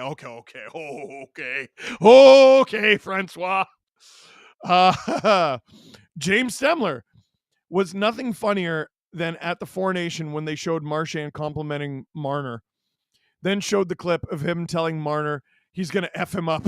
Yeah, I know. International hockey does something funny to you. Remember when Sam Bennett was awesome for fighting Brady Tkachuk, and then he was a coward? It's that Team Canada crested does something to you. William Reed, live closed captions on the stream for the deaf. Is that even a thing you can do? I don't know. We will look into it. Does a win get a Cody Rhodes? Whoa. During LFR. Why is Cody Rhodes the guy, though? Like, what's the relevance, to Cody Rhodes? He's not even the most relevant wrestler when it comes to the Leafs. Adam Copeland is at this game. You think you know me. Drew.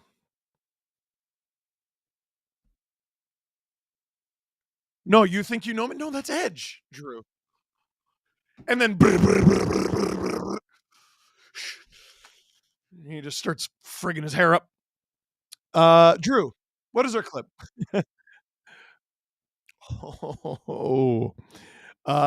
It's us talking about Bennett's hit on Stolars real quick from SLS. I'm going to do something about my voice at intermission. Goodness gracious.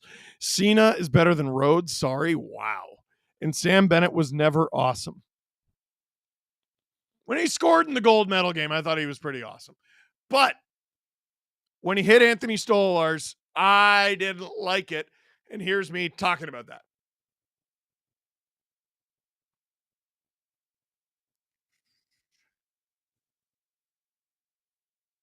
We're going to start with Anthony Stolars and Sam Bennett, but I want to quickly mention, shout out off the top, I am doing the watch along for the Oilers Vegas Golden Knights series. So Speaking of not being out of it ever, the Edmonton Oilers, who are never out of it. Why? Never. I don't know why you were applauding this. I don't think we were applauding you and your watch along. Yeah. Well, that's when we started clapping. I appreciate Let's that. go, friend. Oh, that's Yeah. nice. Wow. Yeah. This is great. Okay.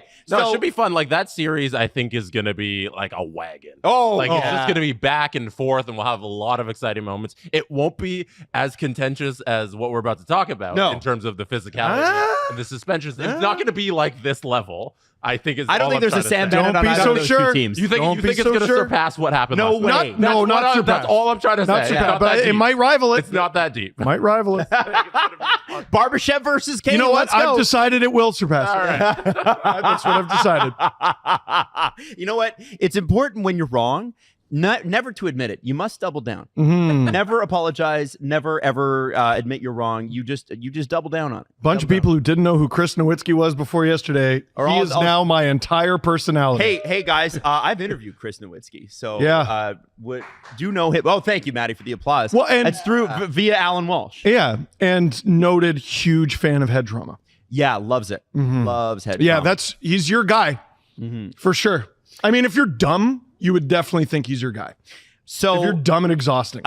so let's just talk about the play. Yeah. We'll start the play. Jesse, I sent you a screen grab of one of the best solo shots I've seen of it. The clearest shot that you can see. Now, it's important to understand, and people are making the argument here, that Anthony Stolarz took a slap shot to the head earlier in the period.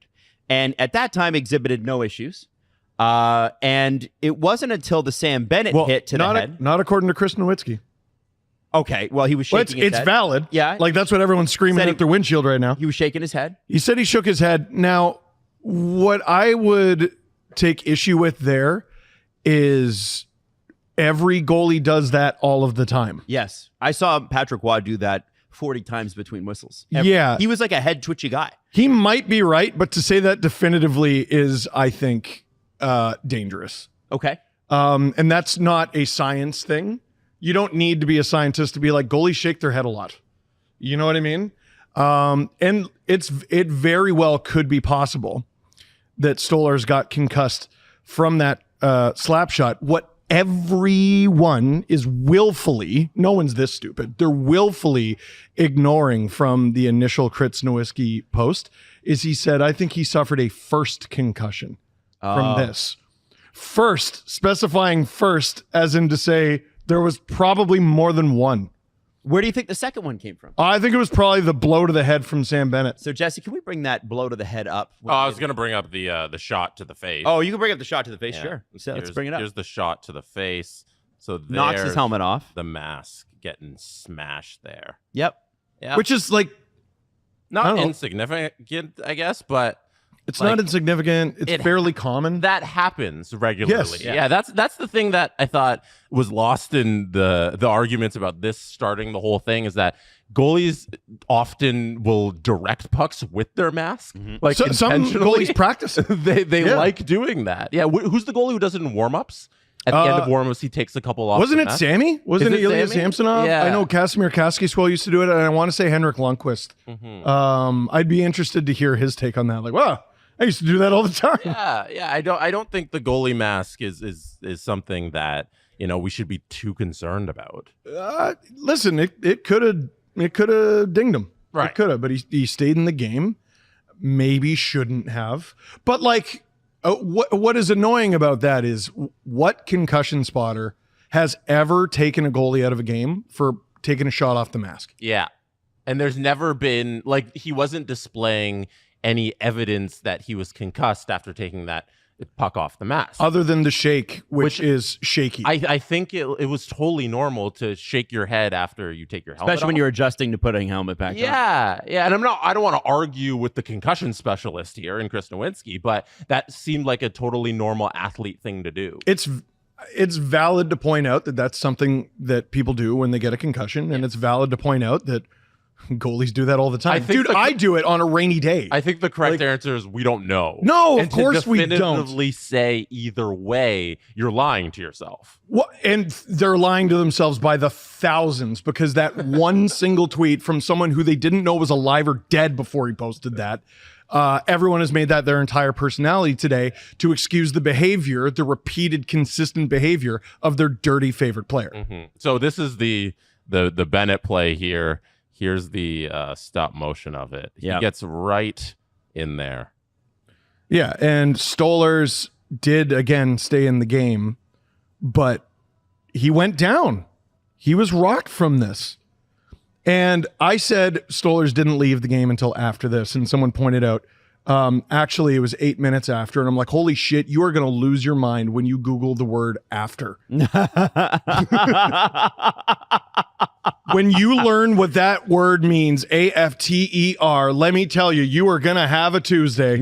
You are going to lose your mind and soil yourself. So what happens then is, Anthony Staal is 8 minutes later, after, you might say. I don't want to work. No, for the audience, what does after mean? Do you want me to Google it? Yeah, please do. Define après in after. French for the French audience. In the time following.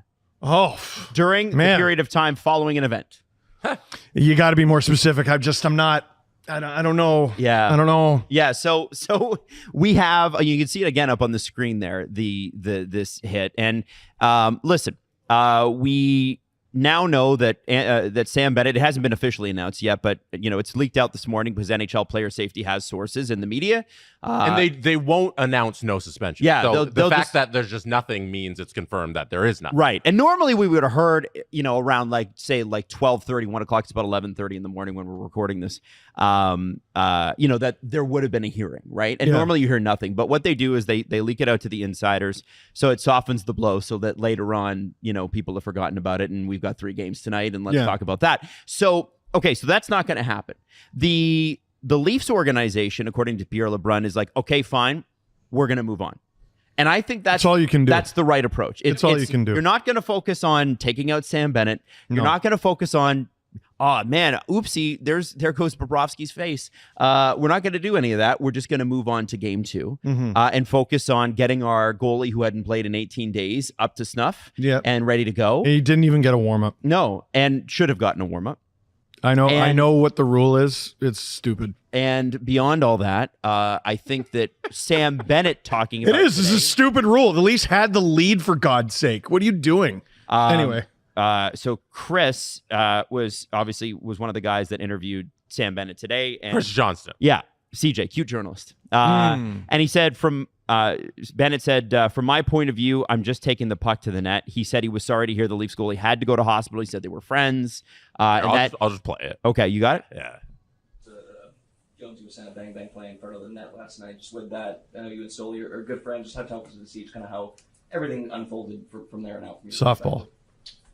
Yeah, for sure. Obviously, I heard that he went to the hospital last night, and Stoli's a good friend of mine. I reached out to him. He responded, and obviously never want to see an injury like that. But from my point of view, I'm just taking the puck to the net. I didn't even know that we made contact until after, and I don't believe it. I'm on the power play. I'm trying to score. I'm taking the puck to the net, and that's really all there was to it. So, man, he's tired of answering these questions about his behavior. Paul Maurice said this. He said, I've seen every hit Sam Bennett's ever thrown since he was 12 on TV this morning. Oh, fart. I don't even want to hear the end. And then I don't even want to hear the end. Yeah, well, you have to. Paul Maurice also said, most of this for me is tempered by the fact that Stoli is one of our guys. We love that guy.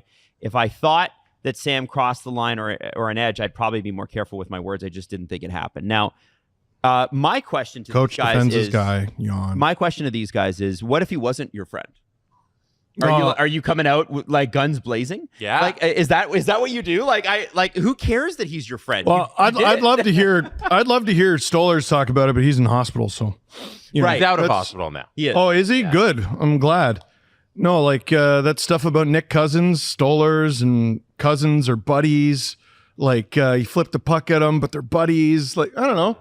They were teammates. You don't know that they were buddies. Right. And Max Pacioretty. You like all your coworkers? Max Pacioretty spoke on that, in that when you are on the ice with your opponent, no matter who it is, that you want to kill that person. Yeah, of course. Yeah. And he said that before, what was it, game 5? I think it was in Toronto. And he said, that's just the case going to these playoff games. It doesn't matter if that's your friend or not. It's just, and he doesn't have to get up for any game because he knows just when he's on the ice, he wants to kill the opponent. He doesn't care who it is. And I think everybody who's on the ice looks at it that way. And Sam Bennett does. He doesn't know in that moment that it's his friend.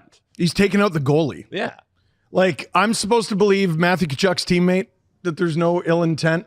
all that nonsense at the end of the game. I'm supposed On to believe Marner? The stuff on Marner? Yeah, I'm supposed to believe prison rules Paul and his gaggle of goons. Like I just don't believe them. And this I is don't where, care. This is where I want to transition, because whether or not anything was going to be done about this, Sam Bennett has a reputation, always has a reputation, deserves every bit of that reputation. And of course, when he does something like this, it's going to be under the microscope even more. They televise the games. That's why they like him, is that he has this reputation. Yeah. Because not everybody is willing to do that. No. Not everybody can sleep after that. I cannot believe that's a great point, Adam.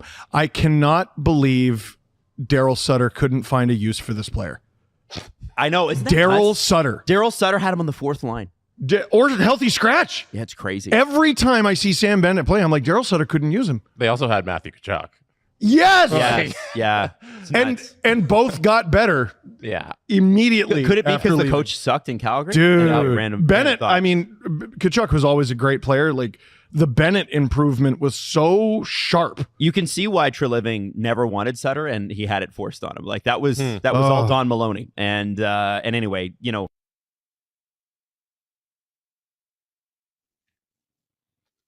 Folks, ladies and gentlemen, boys and girls, children of all ages, I got very upset at Sam Bennett. Got very upset at Sam Bennett because he hit our goalie. His name is Stoli. I don't like Sam Bennett. Hey, beat guy, can you make that into a beat? Make that into a beat. Bring the beat back.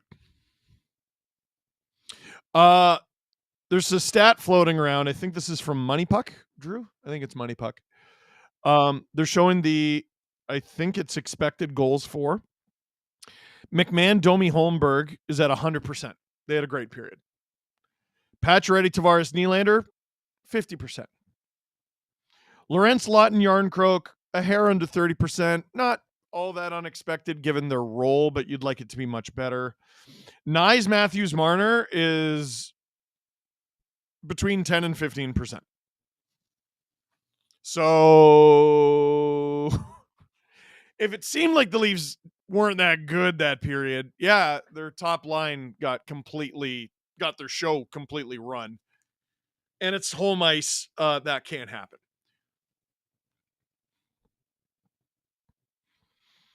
Edge entrance for cup winning goal, says B Sains. I would do it. Honestly, I don't think that'll be enough. Paul L, thank you for the huge gift. Hey, Steve, really enjoy watching your streams, except last round for Sens reasons. So, being a 39-year-old Sens fan and my dad being a 77-year-old Montreal fan, could you please give us both a pep talk to make us feel better after round one? You know what? For years, both of your teams were supposed to take the next step, and we were waiting for the next step, the next step, the next step. When is it coming? When is it coming? It seemed like they were 2 years away from being 2 years away, Bruno Caboclo style. Here they both are. Did they both get knocked out first round? Yeah. Yeah. It's rare that a team of young guys who haven't made the playoffs before make the playoffs and take off to immediate success. It's extremely rare. The Habs, parts of their young core have been to the playoffs before, and Suzuki and Caulfield, but there's a lot of guys around them now. Lane Hudson getting that experience is important. The Sens, you want to get a glimpse of playoff Brady Tkachuk? Well, there he was. Playoff Tim Stützle. Playoff Jake Sanderson. I would look at it as you can only go up from here. You can only go up from here used to be because you were in last. Now you can only go up from here because it's reasonable to expect you'll be better. Are the Sens going to be better next year? They're going to be at least as good. Are the Habs going to be better next year? I think they're going to be at least as good. That's the pep talk I would give you, but I think there's a lot of people in the chat right now who are like, boo! Who cares about giving them a pep talk? It's natural stat trick that these stats are from, by the way. Spark. Hey, Spark, as in the creators of the Spark app, which we will be doing trivia with at second intermission. Welcome to SDP VIP ad-free. And Corrupted, did you comment on Prison Rules Paul saying there were worse hits that game than the Bennett one? And is he tired of seeing clips on his TV yet? Paul Maurice is doing his job. I'm not interested. He's doing his job. It's like Marchand yapping this game. Meh. What I fear about player safety ignoring injury plays, not just the Bennett hit, is it eventually leads to retribution because it's the Wild West. Don't think it hadn't occurred to me, Francois. Game 1 finally. A Game 7 in the playoffs. They held on to a 4-1 lead. Guy with the first name Matt didn't miss on a breakaway. The curse is lifted. Hey, Steve, Marner reversible or staging classic jersey? We need Lonnie Bohannes. I'm going to say Marner because he's still on the team. Second period has begun. The Panthers have the puck. The Panthers are driving the net. Marchand scores. Good gravy. 15 seconds into the second period. Unacceptable start to the period by Toronto. How do you even let that happen? Off the opening draw, what happens here? Panthers, they just dump it in on Woll. Riley gets it, goes up the wall. The Panthers get away from everyone. That's not good enough from Riley. That's not good enough from Morgan Riley. That's not good enough. Marchand puts the Panthers up 2-1 before most fans are in their seats. Well, a nice end to the first period is ruined. Of course, it had to be Marchand. Of course, it did. Not only does he love scoring against the Leafs in the playoffs, he loves scoring here. I would love to know what Marchand's splits are for the Bruins in Boston and in Toronto. I would bet money he has more goals here. Here comes the Leafs top line. They have to be better. Oh, what a chance for Matthews. Stopped by Bobrovsky. We're still only 50 seconds into the second.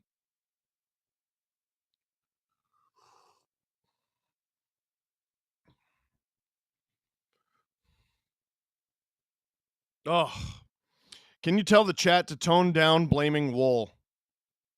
Yeah. Don't allow a defensive breakaway in the first 15 seconds of the period. What? Woll's greatest crime? I've spoken to goalie experts, and what is Woll's greatest weakness is he's not Anthony Stolarz. Leafs in the Panthers zone. They don't have the puck, though. Here comes Sam Bennett. Hand it off. Again, the Panthers are getting away from the Leafs here. Lots of open space. I don't like it at all. Benoit carries it up the wing, dumps it in. He doesn't gain center, though. No icing. All right. Playoff Riley has turned it back into regular season Mo, uninspired.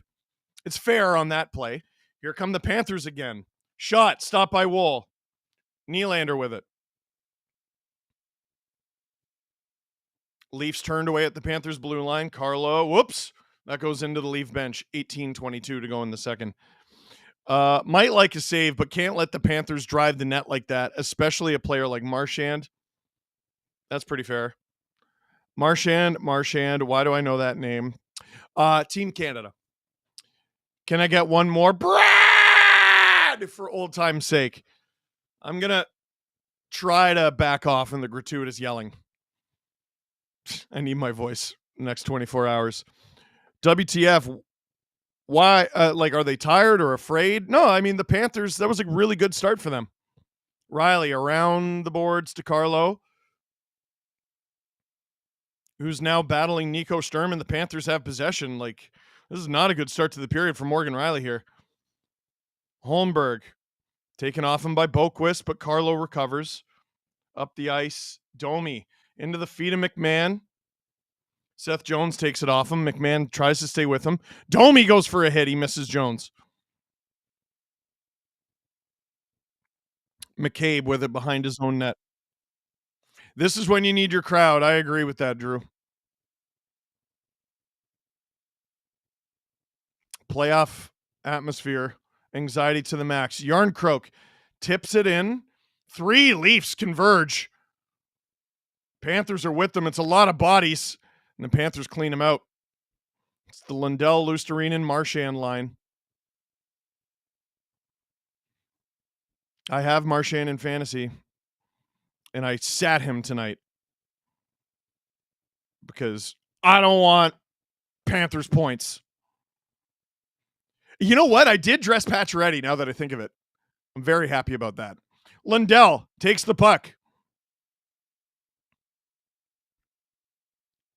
Forsling has it at the point. Not a great start to the second period, rather, for the Toronto Maple Leafs. Forsling on. Oh! That was almost gloved into the net by Ekblad, and that'll be a hand pass. And they're taking the face-off out of the Leaf zone. Woll was a god till Staal got here. Kind of unfair to him for fans to suddenly act like he's trash. I agree. I accept their boos, says Paul. We appreciated the pep talk. Thanks for always being able to be real and put over other teams when you see positive. Still hoping all 3 Canadian teams in the next round. Leafs got to give the crowd something to cheer about. Letting in a goal in the first minute of the period won't help. That is fair. Face off outside of the Leaf zone. It's Matthews versus Barkov. Barkov comes up with it. Woll out of his net to play it. Matthews picked off shot. That's a big stop from Woll. 63 was always going to score. Get it over with. I disagree. Barkov with it just outside of the Leaf zone, though. Matthews to Nyes. Nyes has it taken off him. Reinhart in his own zone to Forsling. Ekblad, shot. Stop by Woll. Rebound is collected by OEL off the glass.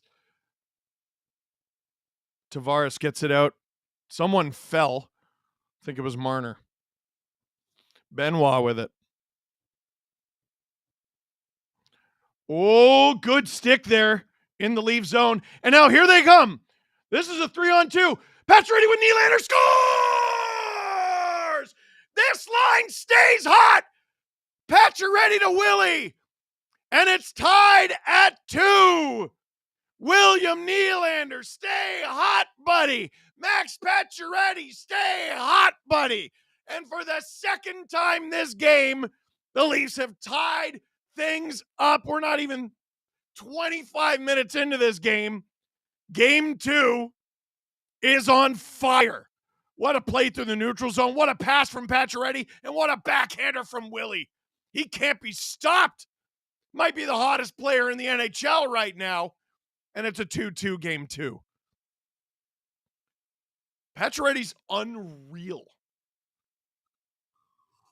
Up the ice. That's stopped in the neutral zone. Here come the Panthers on the counterattack. That's Sakic. Driven wide. Loses the puck a little bit. Panthers behind the net. Ooh, Boquist taken down. Holmberg digging for it. Oh, Panthers come up with it. Domi gets it. And this might be a chance. Domi. Puck taken off him by Schmidt. That's good back pressure from the Panthers. I believe that's 6 points now for Max Pacioretty. He's got 4 assists and 2 goals. Unbelievable. Noted Alan Walsh-Klein. Absolutely. Nylander is good at hockey. Absolutely. Here comes Scott Laughton. Also good at hockey, but he's picked off. McCabe gains center, flips it in. Laughton with a hit.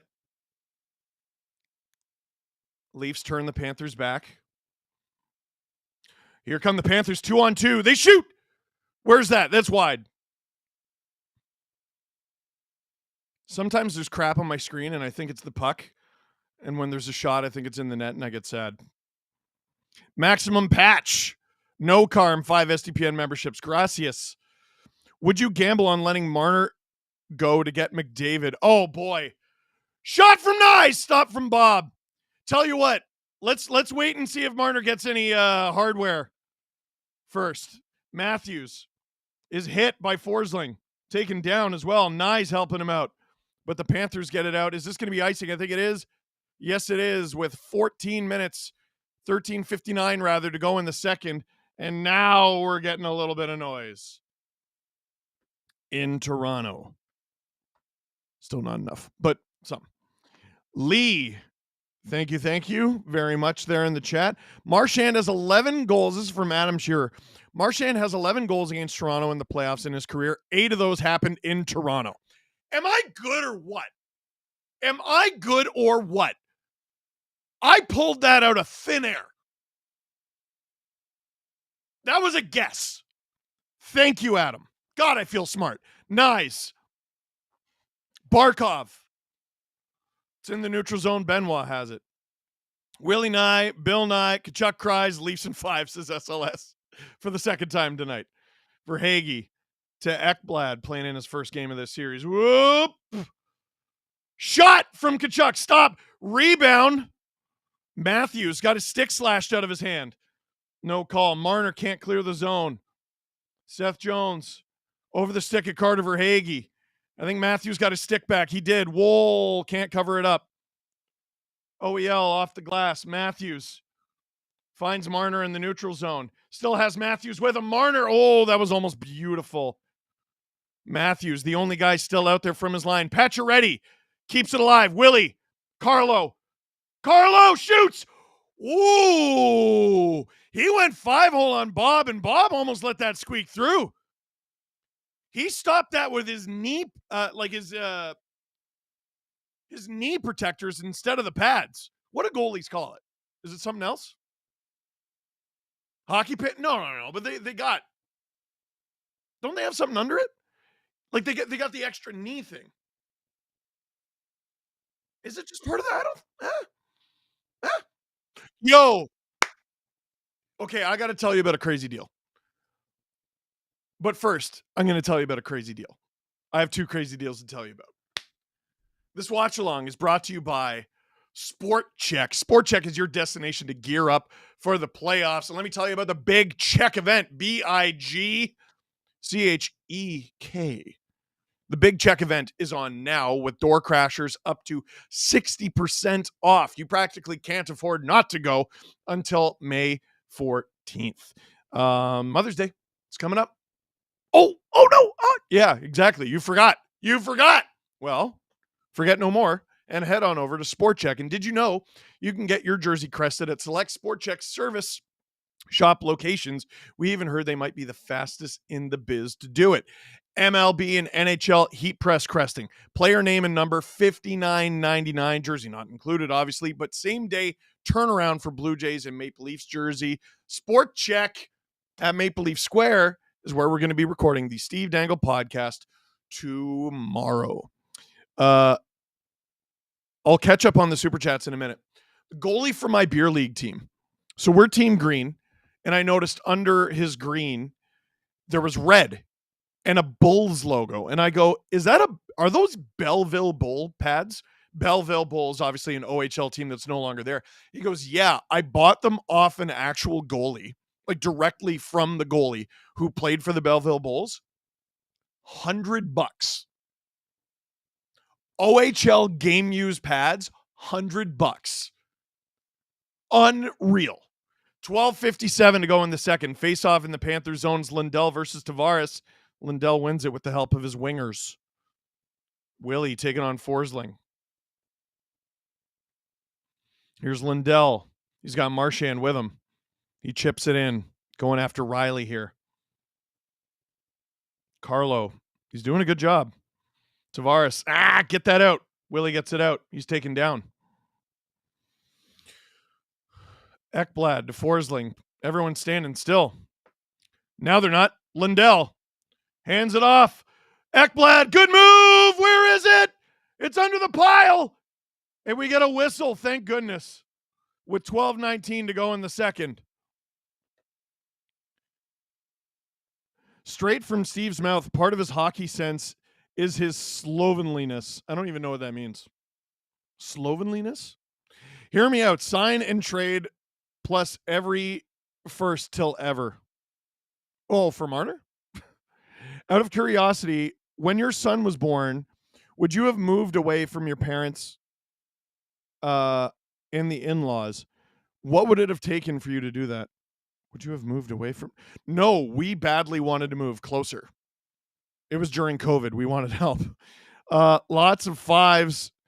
What a bore. Leafs in 4. I like that. Face off in the Leaf zone. Panthers have it, though. Dumped by Mikkola. Bennett behind the net. He's being pressured by Lawton, but Bennett gets it. That goes across the goal mouth. Mikkola tries to center it. It goes out of play. 12:07 to go in the second. 67 for Conn Smythe. That's hilarious. Could the crap on your screen possibly be Bennett? I would never let him in my house. Have we found our second line left wing? Apparently. Will Ferrell in Zoolander voice. That Nylander is so hot right now. It's unbelievable. That Bennett shot was actually stopped by Woll. I thought he just missed altogether. Bennett wins that draw. Whoa! That goes off the side of the net. Panthers center it. Yarncroke. From the angle, I thought he was putting it out of play. It's dumped back into the Leaf zone. McCabe. Leafs get it out. Yarncroke after it, but Schmidt first on it.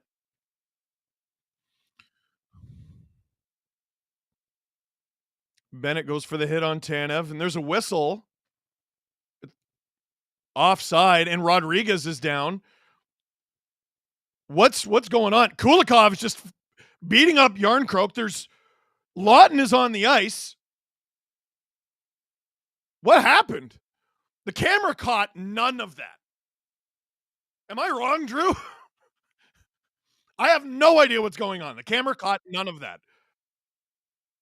Well, obviously there was a scuffle behind the play. It looks like Schmidt dropped his gloves. Lawton doesn't have his gloves either. They missed an entire fight? How do you do that? Rodriguez is going down the tunnel. So what happened? So Rodriguez, he gets hit into the glass by Lawton. It's on the numbers. Is it boarding? Yeah, Drew says he's surprised it's not a penalty. You could maybe give it a 2 for checking from behind. It's not a major. I don't think that's a major. Any chance you guys do a live show in Columbus in the future? Maybe. Thanks, Steve. I feel like Mitch probably feels that way too. I think he'll be here next season. Just check regular season career goals for Marchand. Out of 21 goals against the Leafs, 10 were in Toronto. I didn't say regular season. I said playoffs, I think. Yeah, Paul Maurice is going to be very upset if they don't call a penalty here.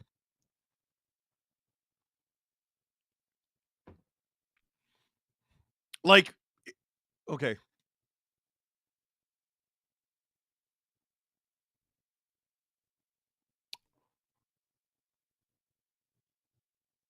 Five-on-five hockey. They give Rodriguez embellishment?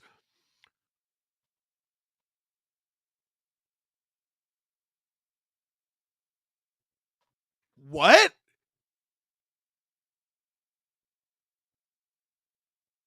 Yeah. Craig Simpson is right. Like, that's not a major, but embellishment?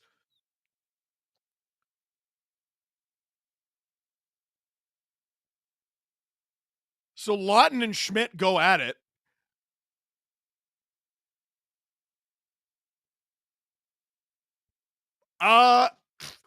Panthers fans, you can clip this if you want. That's the wrong call. What on earth? Maurice, I think. Yeah, Boquist in the box, Schmidt. Nye seems to be carrying the top line, at least offensively. Thoughts? Matthews playing hurt. I think he is playing hurt. His feet are very effective. He's laying the body. He's not shooting well.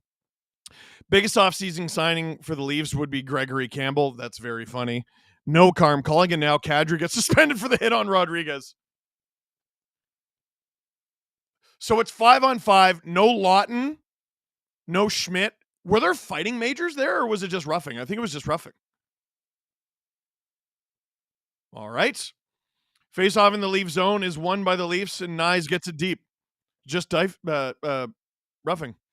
I didn't know they can call embellishment. I didn't know they could call embellishment in the playoffs. How often you see that? Is that the NHL giving cookies to Toronto for Bennett? Maybe. Listen, I didn't think it was that bad of a hit. You could have maybe given it to. I don't. Yeah, it's definitely not embellishment. That's nuts. That's all right. Here comes Verhaeghe. Hands it off. Yep. That's wide of the net. Domi after it. Domi against Barkov. Oh boy, Paul Maurice. That's a good matchup for Paul. No, like all respect to Domi. That's a good matchup though, especially in the Leaf zone.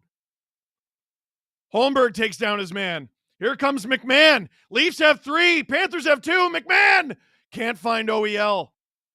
OEL was the third. I was like, who the hell is that? Tavares is out there now. McMahon, he didn't have his stick. Holmberg taken down behind the play. They didn't call it. Kulikov has gone to the dressing room now. Did the Leafs just take a penalty? They did. Garbage. It's game management nonsense. Holmberg was taken down behind the play, and he retaliated, and they called it. Okay, Drew just said they always get the retaliation. No, they don't. That's one of those fairy tales they tell in hockey circles. It's like I before E except after C. Like there's a million exceptions. It's 100% a Maurice makeup call. Just go just as hard on the refs in the next LFR. Oh yeah, that's the same. Also, wait for the game to be done. Holmberg got completely blindsided. And then what did he do?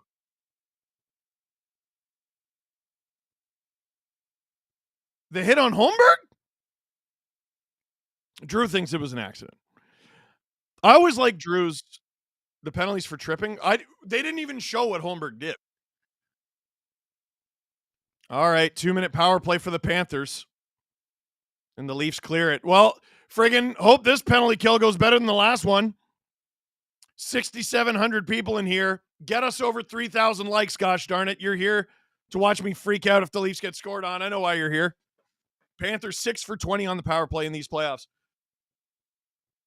That is 30%. Math. I'm so good. I'm so smart.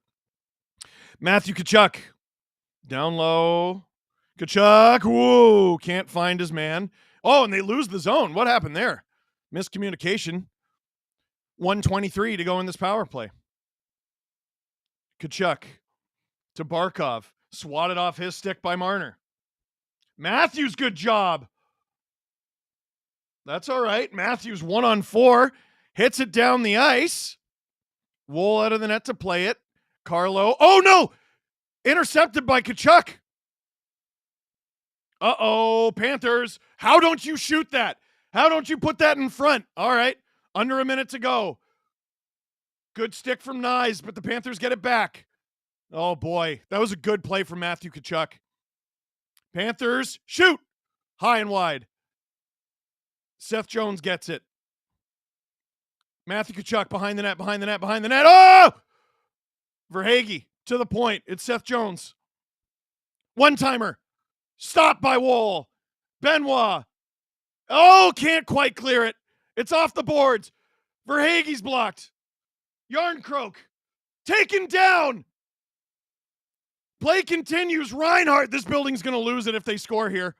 Seth Jones, 13 seconds to kill. And Nyes with the great stick check. Nyes chasing Bobrovsky. He almost steals it off him. 5 seconds. And Holmberg comes out of the box. The Leafs survive this one. 0 shots on goal. I don't know if I agree with that. Lindell. Stripped. Panthers keep the zone. Bennett. Oh, boy. That goes over the net. Holmberg, who's out there with Matthews and Marner, which was a line they iced on purpose last year. Something happened behind the play again. They're really letting him go. Well, Craig Simpson said they're letting him go after the Leafs killed a penalty, so I disagree. Here comes Luosterainen. Oh, Marchand is stopped by Woll. Maybe his biggest stop of the game. Holmberg up the ice. Nylander in alone. Shoots. Stopped by the glove. Rebound. Holmberg taken down again. Are you joking? Catastrophic. Riley. Benoit. Holmberg's been hauled down like 3 times. Pacioretty lays a hit. Why not? They're letting him go. Hit everything that moves. Panthers. Lusterinen. Where's the puck? It's in the corner. Loud ref, you suck. Tanev. Oopity. Loses the puck for a sec. Off the glass and out. This might be icing. It is, but that was probably the right play there. 6:55 to go in the second. Calling it now. Kadri gets suspended. Oh, I think I already read that one. Oh my gosh. It's hard to catch up. Refs were freebasing before this. Lead official for tonight's game, Stevie Wonder. Oh no. So as a player in this game, how do you even begin to understand what a penalty is? You don't. Sorry, Steve. MLB umps are better than NHL refs. Ah, man. It's closer now without Angel Hernandez, but I disagree. How do you call 2 penalties to 1 and play 5-on-5? I don't know. Leafs win the faceoff in their own zone. Off the glass. Und out. Hard off the glass by the Panthers. That was a wacky bounce. Verhaeghe. Oh, he's hit by Tanev. Panthers keep the line. Tanev's not like a huge hit guy, but he can. You know what I mean? Like, he's not going to Dion Phaneuf. He's just a solid body. Pacioretty takes Barkov into the boards. Leafs have been hammering Barkov whenever they get the chance. I really noticed that in game 1. He's done a better job staying away in game 2. 6:13 to go in the second. Riley up the ice into the feet of Niko Mikkola. Leafs need to accidentally fire the puck at the ref. No, they don't. Go Buds. And Gary Bettman should be embarrassed by these refs. I assure you he's not. Here comes... Oh, Rodriguez! Tanev fell down! It's behind the net. Tkachuk. I guess Rodriguez is back. Schmidt. Shot. Where is it? Woll didn't know. Neither did I. It's in the corner. Smushed. Lorenz smushed by Tkachuk. That goes around. McMahon after it. He's fast but not fast enough. Takes down Seth Jones. Shot. Rebound. Lorenz. Off the boards and out. And Max Domi has a partial break. Tries to hook around the pass. Doesn't work. Still has it behind the net. Oh, McMahon was in front. Can't get it. Marchand. Holy smokes, as this game opened up. Marchand. When was the last whistle? Leafs in the neutral zone. Holmberg one-hands it, which is kind of his thing. Yarncroke plays it back to Jake McCabe. Carlo. McCabe. Jude Dempsey. Thank you. Is Wes McCauley calling this game? No, not this one. Lawton, nice move entering the zone. Fires it wide. Panthers fire it out. OEL over to Benoit. Benoit dumps it as the Panthers hit a guy who didn't have the puck. Lindell up the ice. It's Woll plays it, almost gives it away. Benoit hits Boquist, though. Matthews is hit. That was by Lusterinen. Matthews takes it off Barkov. Woll helps OEL out.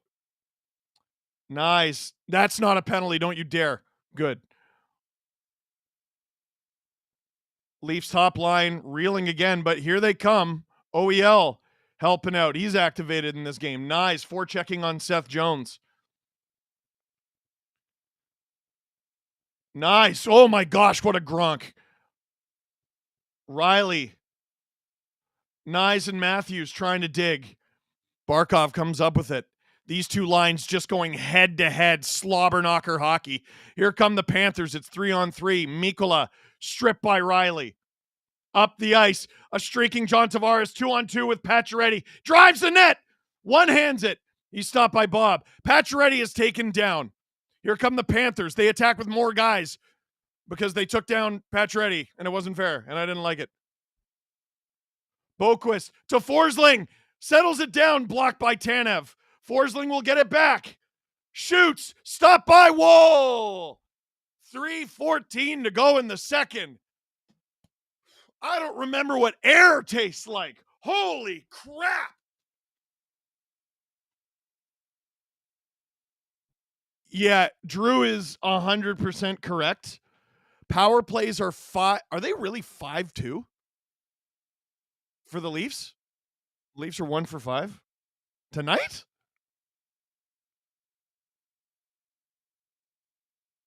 Yeah, you should check that. I don't think it's 1 for 5. But it is going to take a murder to get a power play, I think, the rest of this game. That or something heinous, like a puck over the glass. Just sat down checking in here. What is the standard here? How are these guys supposed to play? I don't know. Robhar, we need Crime Lord Craig in order to beat Prison Rules Paul.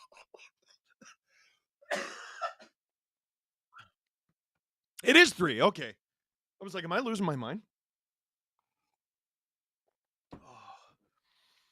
Oh. Earlier these playoffs, when I lost my voice, it was up here, and that's easier to manage. Now I got this deep chest stuff, and when I cough, it hurts so much. Benoit balls. Balls are funny. No insult meant. $5 dono for good luck. Go Leafs. What is generally a good power play to goal ratio? You would like it to be like at least 20%. Right? What is it these days? 20 to 25%.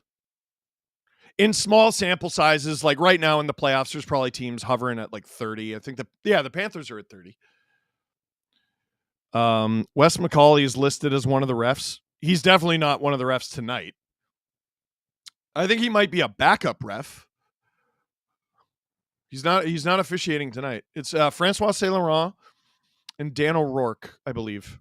Panthers have 5 penalties, but 2 from that 5-on-5. I understand the confusion. 7,100 people in here. Get those likes. Over half you need to click like at very least.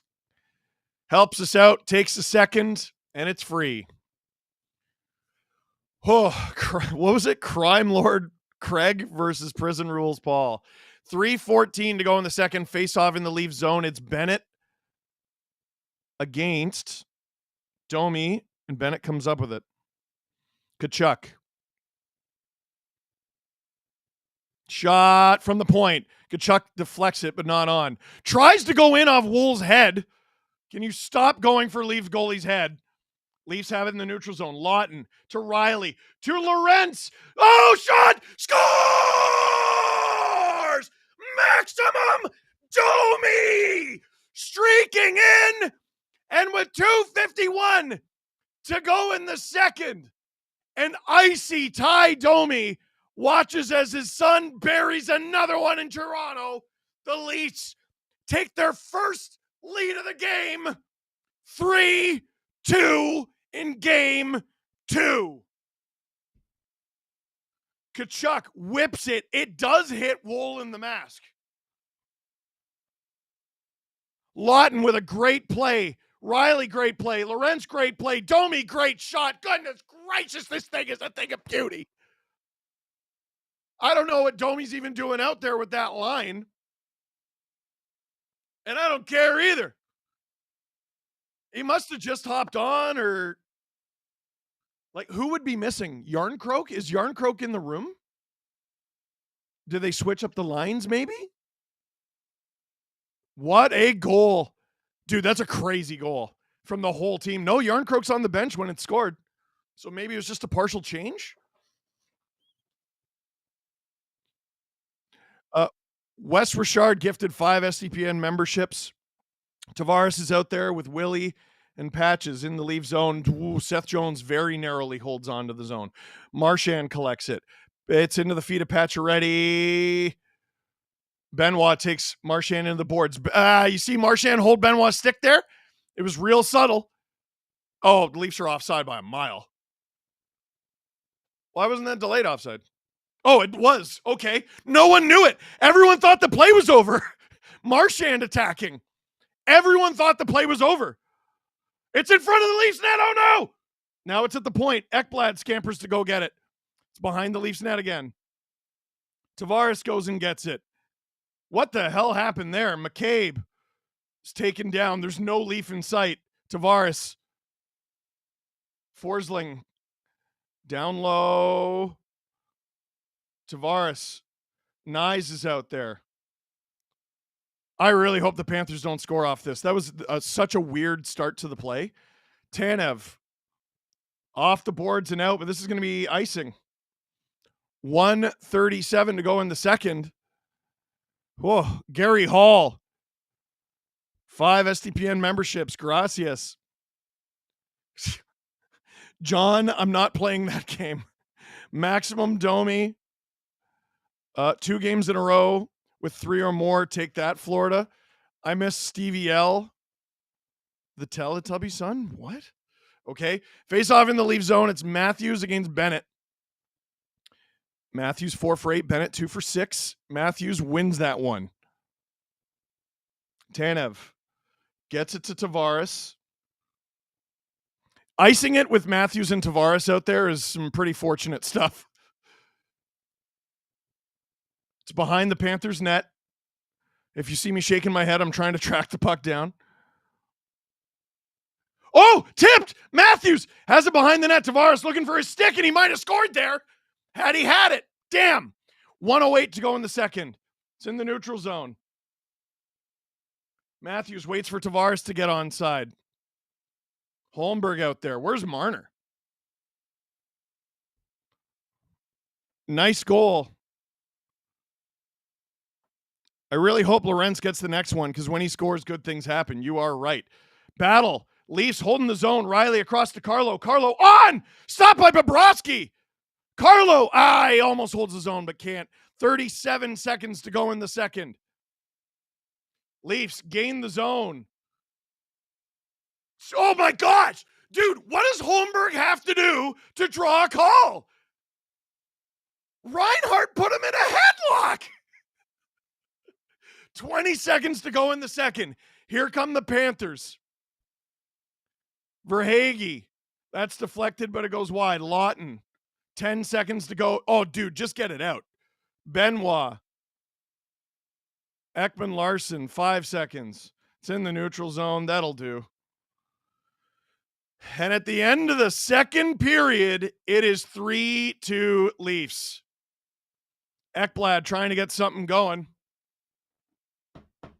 And it's not going to work. What a goal from Domi. A full team effort, though. Lawton. I think it was Riley with the other feed. Lorentz. Domi. Holy cow. That was the craziest period of this series so far. The back and forth action of it all. Drew says Holmberg just flopping everywhere. Dude, he got grabbed around the face. Oh, thank you, Drew. I almost forgot. Trivia is open. Click the link in the description for the Spark app. We're going to be doing trivia, and there are prizes. Oh, and it's Florida Panthers trivia. Brush up. Brush up. I would pay $1,000 for this to be the third period. Oh, I know. Over under on Holmberg embellishment penalty. That damn Pontus bunting. Holmberg is now bunting. Man, he drew penalties really well in the regular season, and people pointed it out. Thanks a lot. Stop pointing it out. Is it National Punch Pontus Day? For the love of God, please sweep the Panthers. Go Leafs from a Tampa fan. I would love that. Drew, let's go to a clip. And when we come back from that clip, trivia through the Spark app. Click the link in the description. Get it open and get ready. The LA Kings proved that you can walk away from a legend. Sorry, Detroit. Wow. Rob Blake and the LA Kings announced Monday that, general manager, vice president of hockey ops, Rob Blake, will not return, and it was by mutual decision, which it was. I believe. I don't believe that at all. I'm sure if they said, Rob, we want you back, he would have been like, great. His contract was up, right? And they tried to negotiate last offseason. They said, want to see how the season played out, and now that it played out in the same way it played out the last 3 years, and now it's the 4th year in a row you lose to Edmonton, like, it's time to move on, and everybody probably agreed. You can't lose 4 straight to the same team. No. Well, you could have if you'd signed him last offseason, because then you would have been stuck with him. Yeah. Now, we're not totally sure. Luke Robitaille basically said that he said, I haven't had any of the conversations about Jim Hiller. So that hasn't sort of played out yet. I'm wondering if he survives the week. Does that challenge in game 3, is that the straw that breaks the camel's back? Somebody had to wear this, and I guess it has to be Rob Blake. Like, I'm kind of more okay with Jim Hiller sticking around if that's how it plays out. I think he got out-coached by Chris Knobloch, which is not something I don't think. I guess Chris Knobloch's had a good little coaching career last season, and his run to the Stanley Cup final and everything. But you shouldn't be getting out coached that badly. But I think now that Blake's out, you can probably reason keeping Hiller for a little bit longer. The knives are out this time of year. Like, if you pay attention outside of the games, and I haven't really seen them out for Hiller. I think whoever made that decision. Ultimately it's his, but whoever made that decision, they know who made it. I'm sure they feel terrible, but the worst teams, or the teams that go nowhere the fastest, are the teams that react emotionally to losses. And I do think the Kings need to make moves. Again, they've lost to the same same team 4 years in a row. But firing your coach after that series, what were you, another coach away from finally beating Edmonton? I don't think they were. Right. There's some arguments about, I brought this up last episode, but the way Jim Hiller coaches defense and kind of the offense is when they get leads, they sit back. They're not great at pushing and keeping the game going and continuing momentum. Like, they love playing prevent defense, and it hasn't played well against these Edmonton squads that'll break through. The Oilers are like fresh meat. So to me, that falls on the coach. Yep. If you recognize this team can beat the style of hockey you're playing, you need to adjust. And he's never done that, because it's all about consistency. Once you get a system, you're going to play that all season long. And then when you get to the playoffs, you're not about to switch that. But you should realize that it hasn't been successful, and you should probably have a new way to play. So that might fall a lot on Hiller. And that's why I advocated last episode for him being fired. Yeah. They clearly looked at it as Rob Blake's fault. Well, I don't know what do the Kings do from here? Because, like you mentioned, Steve, Drew Doughty's coming off a pretty serious injury. He played great in the Four Nations. He had a week to prepare. And then I thought he had a good season and wasn't bad in the playoffs. Anze Kopitar is 40? Got to be close to be 40 soon. He's drafted 2005. So yeah, it's 2025. 38 or 39. Yeah, something like that. At a certain point, Anze's still really effective. Drew's still really effective. What do you do with this team? Do you just keep going? And how do you add? And 37. 37. You're aging him. No, he's got to be turning 38 though. Sorry, Anze. This year. August 30. Yeah, okay. So he's 38 when the season starts, and he's still really effective, still a great player. You don't have any issues there, but you do need, you've got Quinton Byfield, but it's got to be more than just him. Brant Clark, Jordan Spence, great players. But again, I'm still going, we need more here. You do need more. Playoff performers would be nice. But one thing the Dallas Stars have done really effectively, I've ranted about them, drafting, and I just, generally speaking, every decision they make is a good one. But one thing they did with the Stars is they turned over the old generation of stars to the new one without getting rid of the old ones. Well, because Ben and Seguin are still there, and so they found a way. Yeah, Ben and Seguin. I mean, that's it, right? They turned it over to Robertson and Hintz, and now Wyatt there's Johnson. even like Wyatt Johnson. Hintz is the old guy. he's like Dallas 3.0. They have 3 generations of stars on the Stars. If the Kings can find a way to do that, Kopitar gets pushed down. Doughty maybe takes a somewhat reduced role. Like, even dial back his minutes a little bit. Give it to someone else. I think, like, you can't just keep doing the same thing and expecting a different result, because, like, you want evidence that I wasn't being dramatic earlier in the show when I said the Stars and Avalanche are going to play each other like 5 times over the life of that Rantanen contract. Look at the Oilers and Kings. 4 years in a row. Something has to change. You can't just ice the same roster, take a big swing. You're telling me no one wants to go to Something LA? has to change. What are you talking about? No, it doesn't. Oh, yeah, you're exactly right. the same. Sorry. Something has to change if you have any aspirations of not being Leafs West. Right? I think that started with firing Rob Blake. Yes, Yeah. I think so too.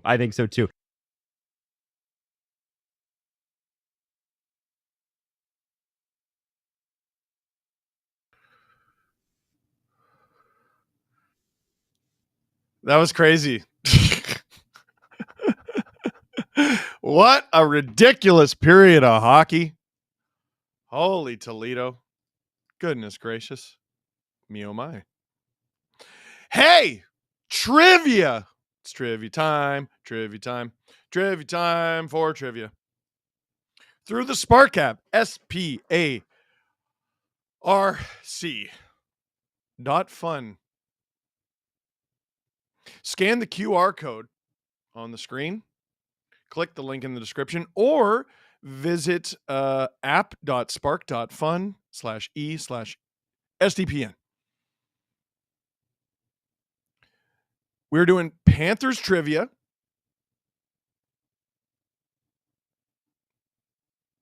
Top prize if you win this trivia: an Alexander Ovechkin McFarlane figure from the year he broke Wayne Gretzky's all-time goal-scoring record. That's a big deal. That's a big old deal. The rest of you, even if you just sign up, you play, and you stink.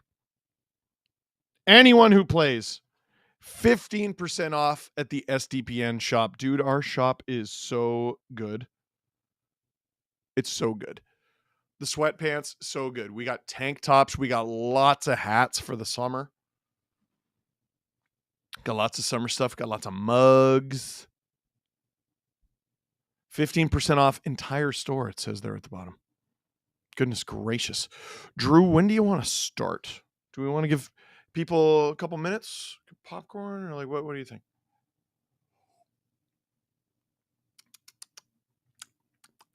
Drew? Darling? Oh, you were muted. There you are. Let's give them 30 seconds. Set a timer. We're going to do 30 seconds. Because you got to giddy up. You got to giddy up. You got to hurry up.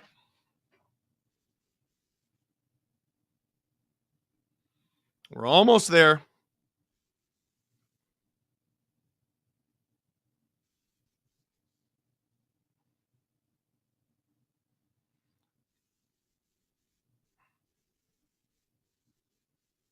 I'm just prepping my tweet.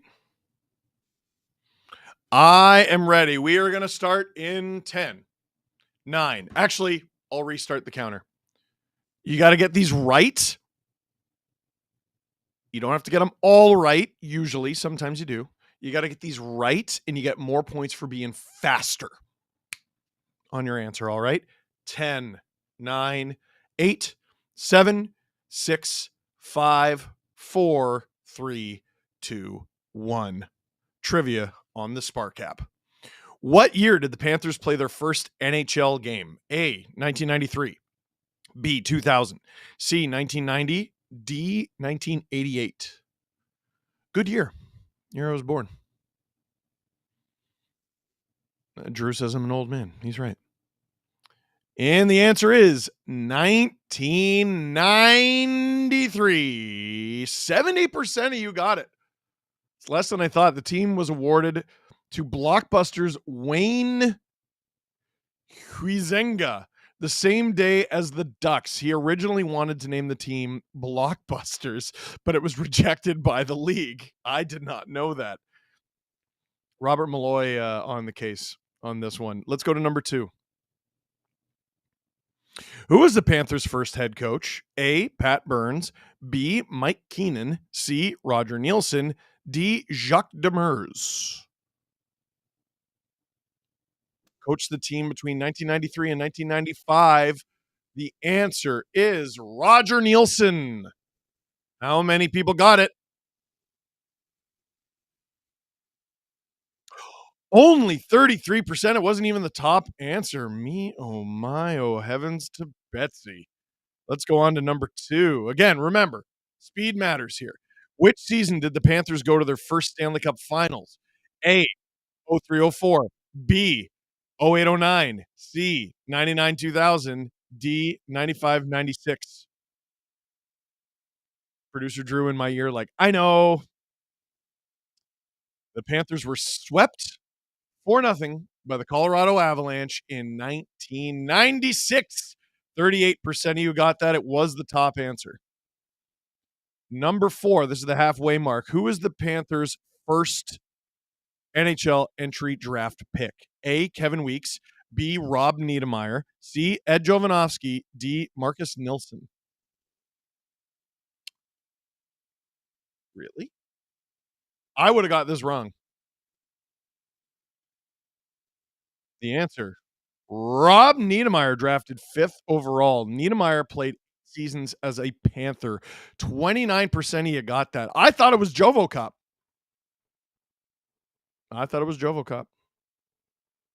Let's go on to number 5.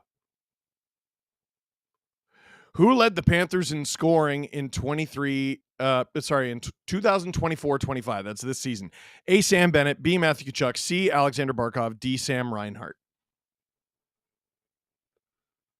They had 81 points, 31 goals. The answer is Sam Reinhart. How many of you got that? 54% of you. So we got a new leader with only 3 questions to go. It is a dog. It's Maxwell, 558 points. Amanda is in second with 540. Sophie at 520. Is that a 6 or 8? And Justin, once again, number 5. Stop it. Let's go on to the final 3. Number 6. What toy animal do Panthers fans throw on the ice after a win? A, cats. B, rats. C, bats. D, dogs. Yeah. Not making D rhyme is rude. It was a tradition started in 95-96. The answer is rats. 90% of you got that. Cats make sense. I don't know why 2% of you said bats. Number 7. How many goals did the Panthers score in the 24-25 regular season? A, 246. B, 292. C, 256. D, 277. Gosh, that's mean. Answer. They were 15th in the league. 246. That is A.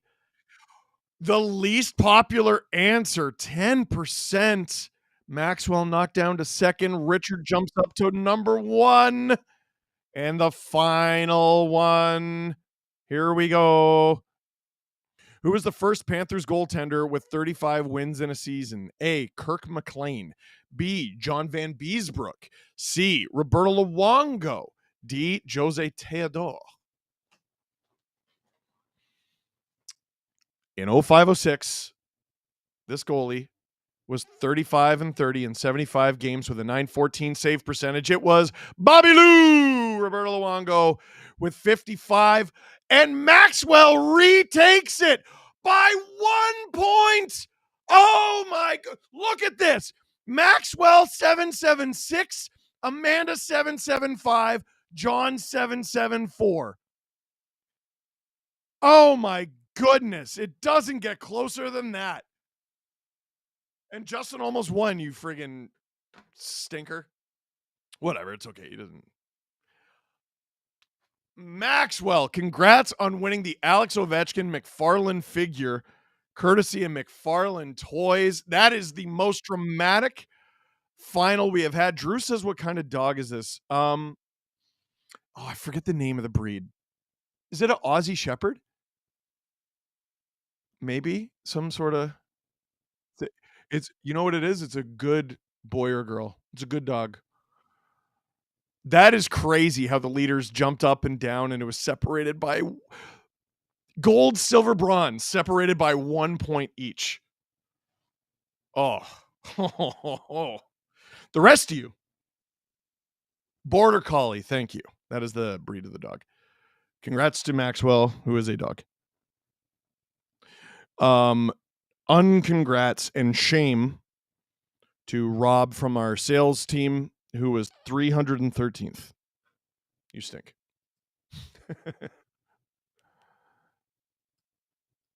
Weren't you a pilot? I thought pilots were smart. What the?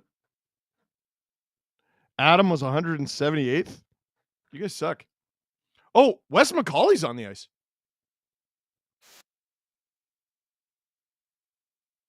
Who can't continue? I missed the linesman. Also, Wes McCauley is filling in as a linesman? Wow. I've never seen this before. Very interesting. You should split the doll 3 parts. That was so close. Finally in top 10. Got the Avs Cup final wrong.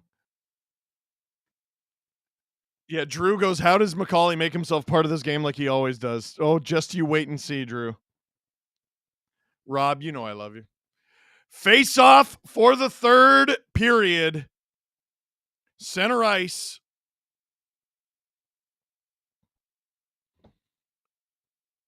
Drop the puck. They finally do. Lindell comes up with it. Leafs 3-2 lead to start the third. Woll out of his net to play it. Plays it high. Marchand in front. That one's blocked. Geez, Leafs need a better start to this period than they had in the second. Low bar. Panthers try to center it again. They do. It's knocked to the point. Ekblad. This is a pretty bad start. Lundell stopped by Woll, who holds on to it. Learn how to start a period.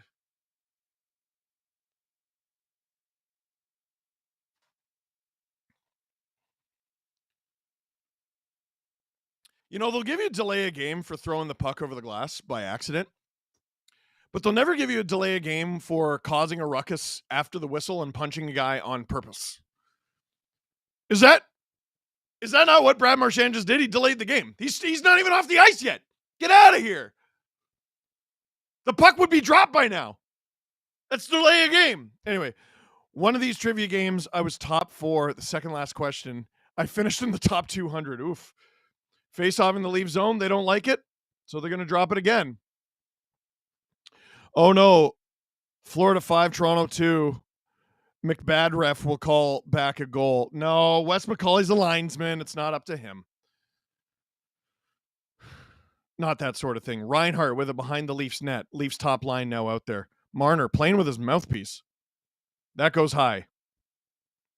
Nyes can't chop it out. It's Ekblad. Nyes is on him. Great job with his feet. Almost a breakaway for Nyes. Marner and Nyes are going to have a partial 2-on-1. Marner around the net. Can't center it. Oh. Matthews in front alone. Shoots. Stopped by Bob. We're a minute gone in this third period. Panthers 3-on-2. Barkov in front. It somehow slides through everybody. Oh, boy. A lot of open ice here. Seth Jones. That's blocked by the stick of Benoit. Marner behind his own net with it. Feathers it delicately to Nyes, who will airmail it into the Panther zone. What if your name was Stove Dangle? I think that would be funny. I do too. My new thing is when I order coffee, I put Stove. Just spice it up a little. Benoit in the neutral zone. He gets booed. Kachuk also gets booed. Samoskevich shoots it. Stop by Woll. Rebound. Oh, stopped. Airmailed into the neutral zone. Collected by, I think that's Kulikov. Give it away. Lorentz shoots. Wide. Yarncroak. Oh, he had a chance there. Panthers escape with speed. Turn back around by Lawton. 17:55 to go in the third. Oh. Panthers up the ice.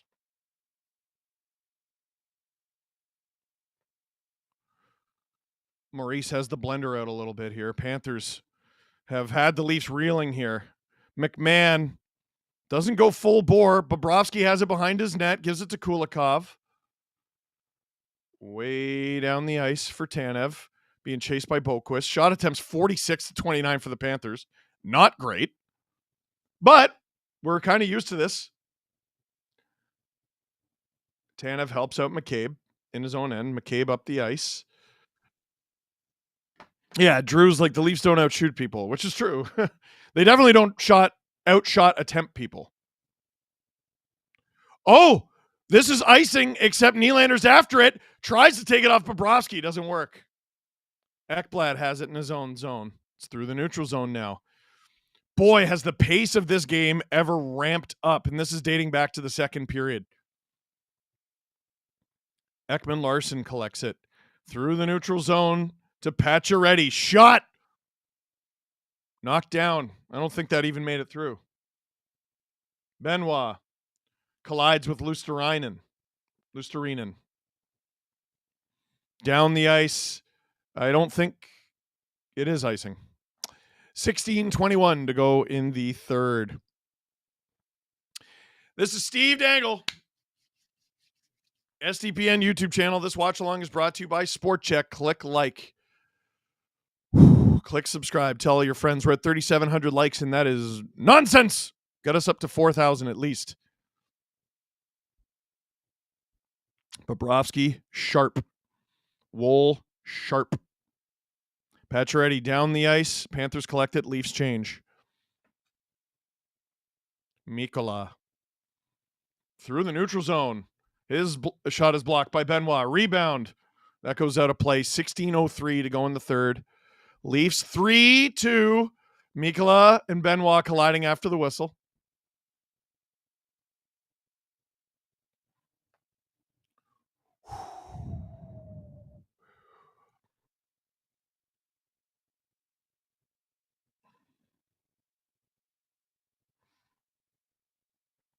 So it's Shandor Alfonso who left the game. Wes McCauley replacing them as a linesman.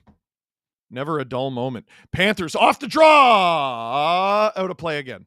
Exactly 16 minutes to go in the third.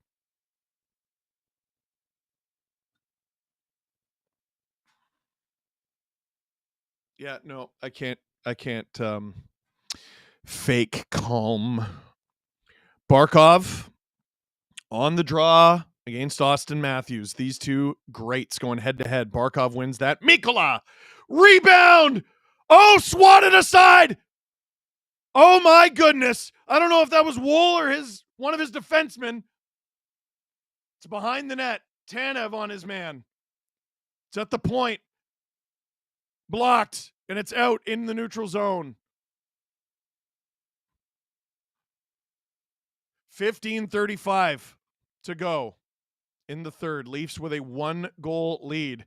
They had a hard enough to... Oh, Tanev is rocked and down on the ice.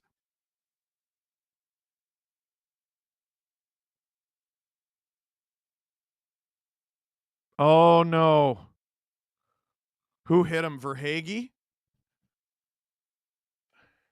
He just goes to the bench.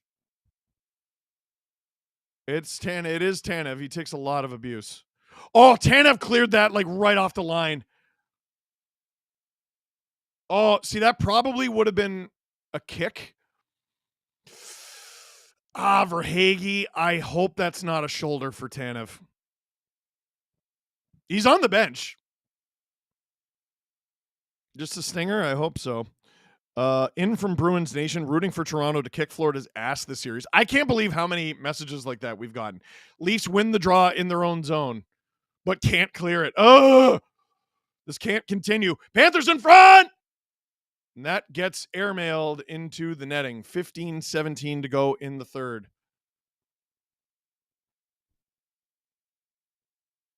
I think Tanev, I don't know, he might have just been winded.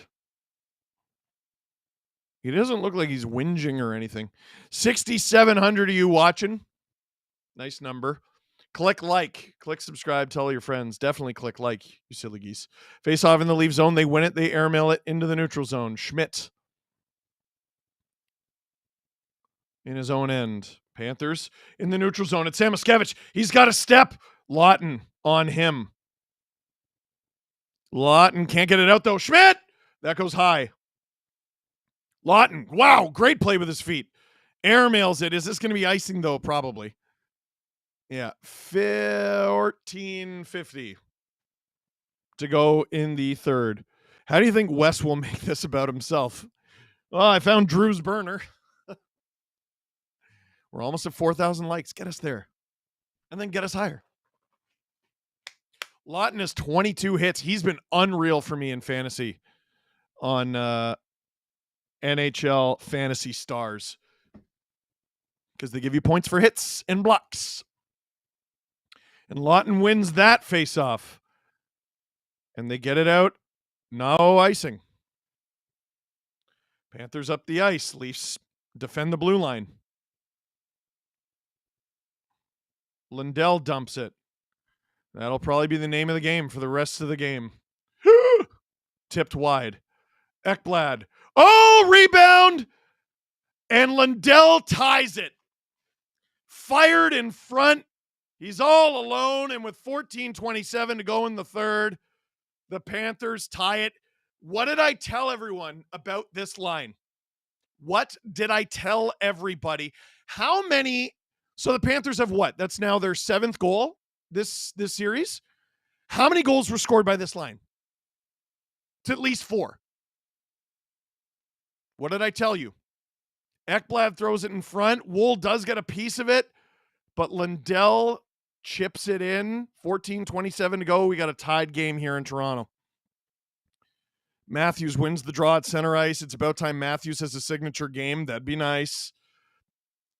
I don't think he's playing poorly per se, but he's not what we need Austin Matthews to be. That's into the corner. Marner. On! Oh my God! Mitch Marner! What a bomb! A laser beam!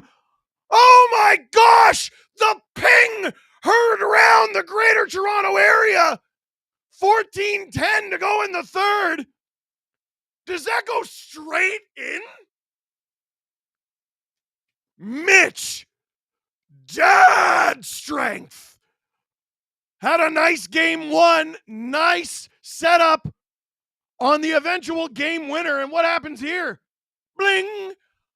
Just a good screen from Nyes in front. Marner, the puck is on its side when Marner rips this. And Bob Ogden, thank you, Jake, makes it 4-3 Leafs. They regained the lead seconds after conceding it. Unbelievable. Face off at center ice. The Panthers win that one. 5 SDPN memberships from Wes Richard. Gracias. The broadcast just showed the Lundell goal. Like the graphic for the Lundell goal. Sorry, am I mistaken? Did viewership drop after the Leafs got the lead back? You guys are mean. You guys are mean. What a shot! Future Bruin Mitch Marner, shut up. That goal was courtesy of Red Bull number 16. Let's go! Willie DiCarlo at the point. On! Gloved by Bob. 13:54 to go in the third. And he's got an M on his stick. And I don't think it means Mitch. I don't think it means Marner either. I think it means Miles. Mitch's dad bod paying off. Mine is. Scoring just after Florida must be so deflating. But Florida. Mitchie was the someone selfish tonight. I absolutely adore it. Wow. This game has been absolutely breakneck pace. Emo jalapeno. I think if I tried to read all that, everything in my room would start to float. Lead. I can't. Holy, excuse me, Mitch. Get that post to spa day. Holy cow. Hey.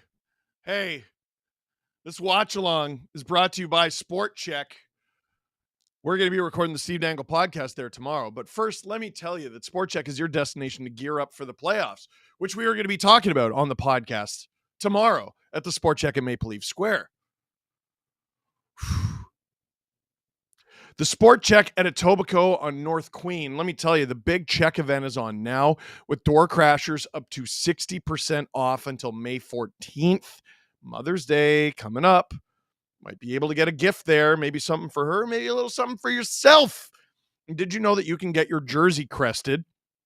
Maybe do Marner at select SportChek service shop locations. We even heard they may be the fastest in the biz to do it. I watched them do it myself. Stop by the Maple Leaf Square location for all your playoff gear and a chance to personalize your jersey with player cresting. And again, tomorrow, we are going to be recording not one, but 2 episodes of the Steve Dangle podcast at the SportChek at Maple Leaf Square. Canucks fan here. I love Tanev. I miss him every game. Very few players make me feel relieved when they touch the puck in their own end like he does. Hold, serve, break, serve, Leafs in 4.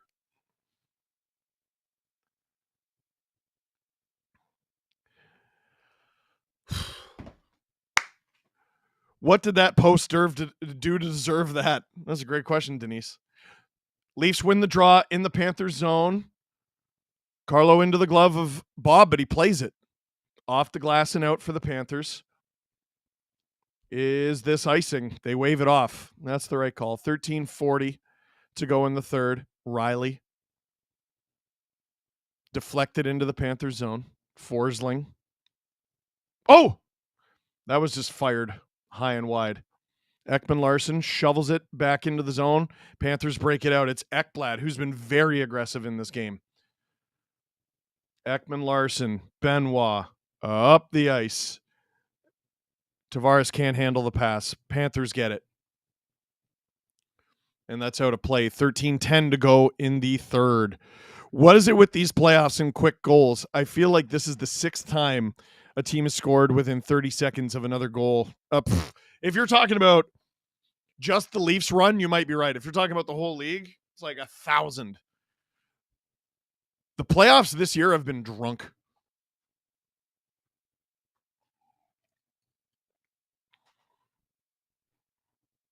Face off at center ice. Lawton loses it. Bennett chips it in for himself. They're singing Blink-182 in Toronto. Bennett, that is very high and very wide. Schmidt gets it. Carlo thought about going up the boards, and then he did. Lawton can't get it out. Carlo, Riley, get it out. Good skating there from Riley. Oh, Leafs just turned them around. And now Lawton in a foot race with Schmidt. Bob has to help out his D-man. Lorentz, great job. Leafs keep it in the offensive zone. Lorentz chips it onto Bob's glove. 12:30 to go in the third.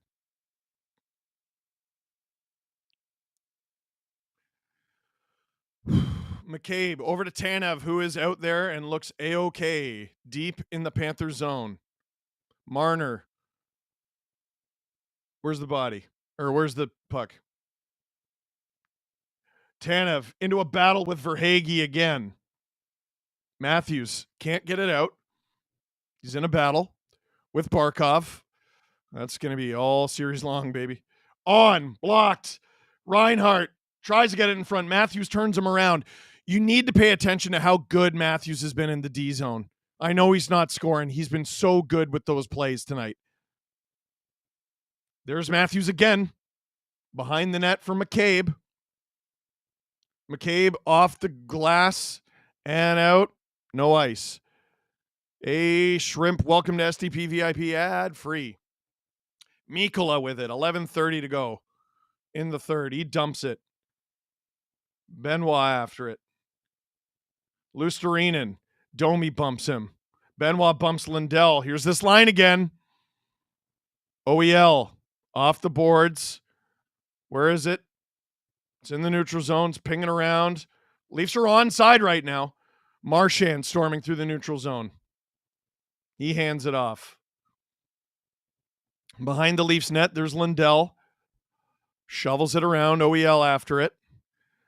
Up to Domi. A little out of his reach. Holmberg almost got it. McMahon almost got it. Holmberg gets it now. To McMahon. Holmberg stays with it. Panthers shovel it into the neutral zone. Riley gains the zone again. Chips it in for Tavares. Lusterinen tripped over his own man, I think.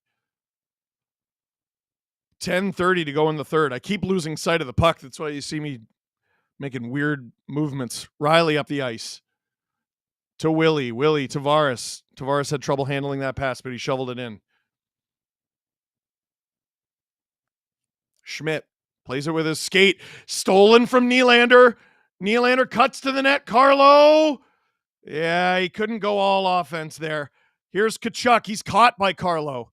But Tkachuk gets reinforcements. Oh my gosh! Did Woll stop that? Rob Samoskevich. 9:59 to go in the third period. Schmidt to Samoskevich. Oh my gosh.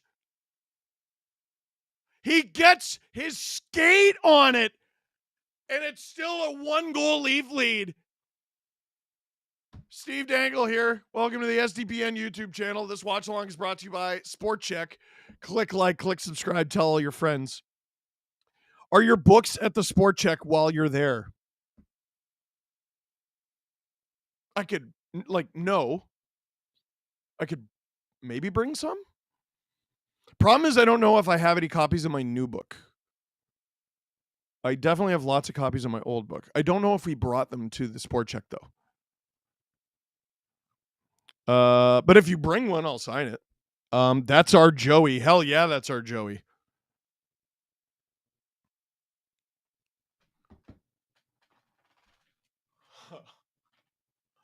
Oh, there's so much time left in this game. Too much, frankly. 8,000 of you in the chat. Let's get those likes up. It takes a second and it's free. Click like. It helps us out a great deal. How nice is it to not be worrying about goaltending? Brick Woll. You're my wonder Woll. No one should have been worried about Joseph Woll heading into this game. He took a little while to warm up. That first goal.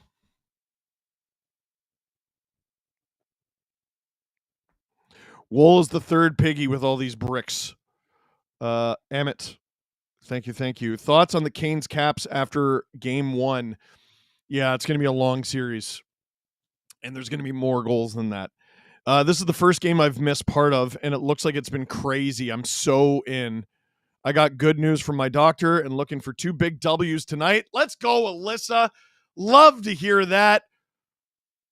Let's get congrats, Alyssa, in the chat.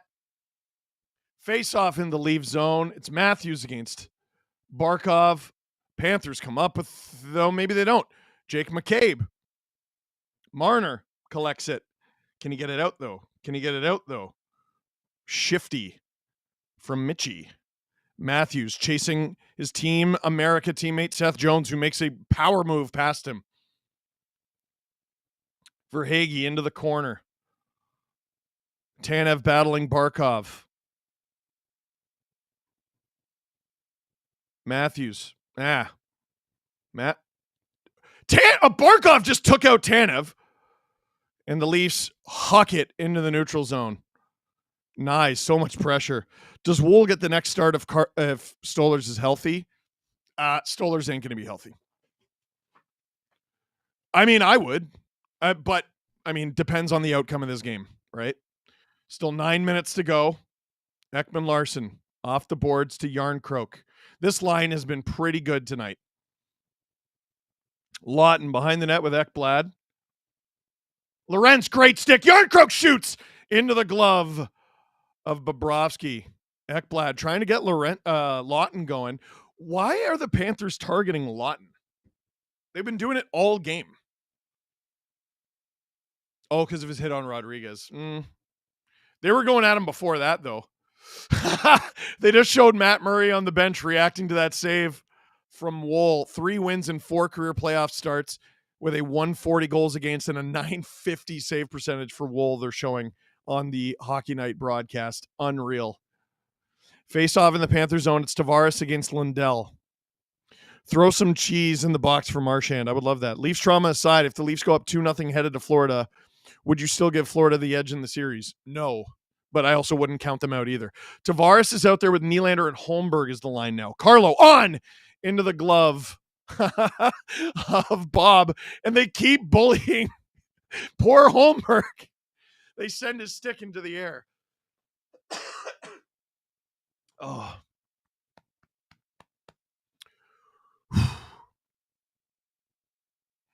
Face off again. Tavares wins it clean to Willie.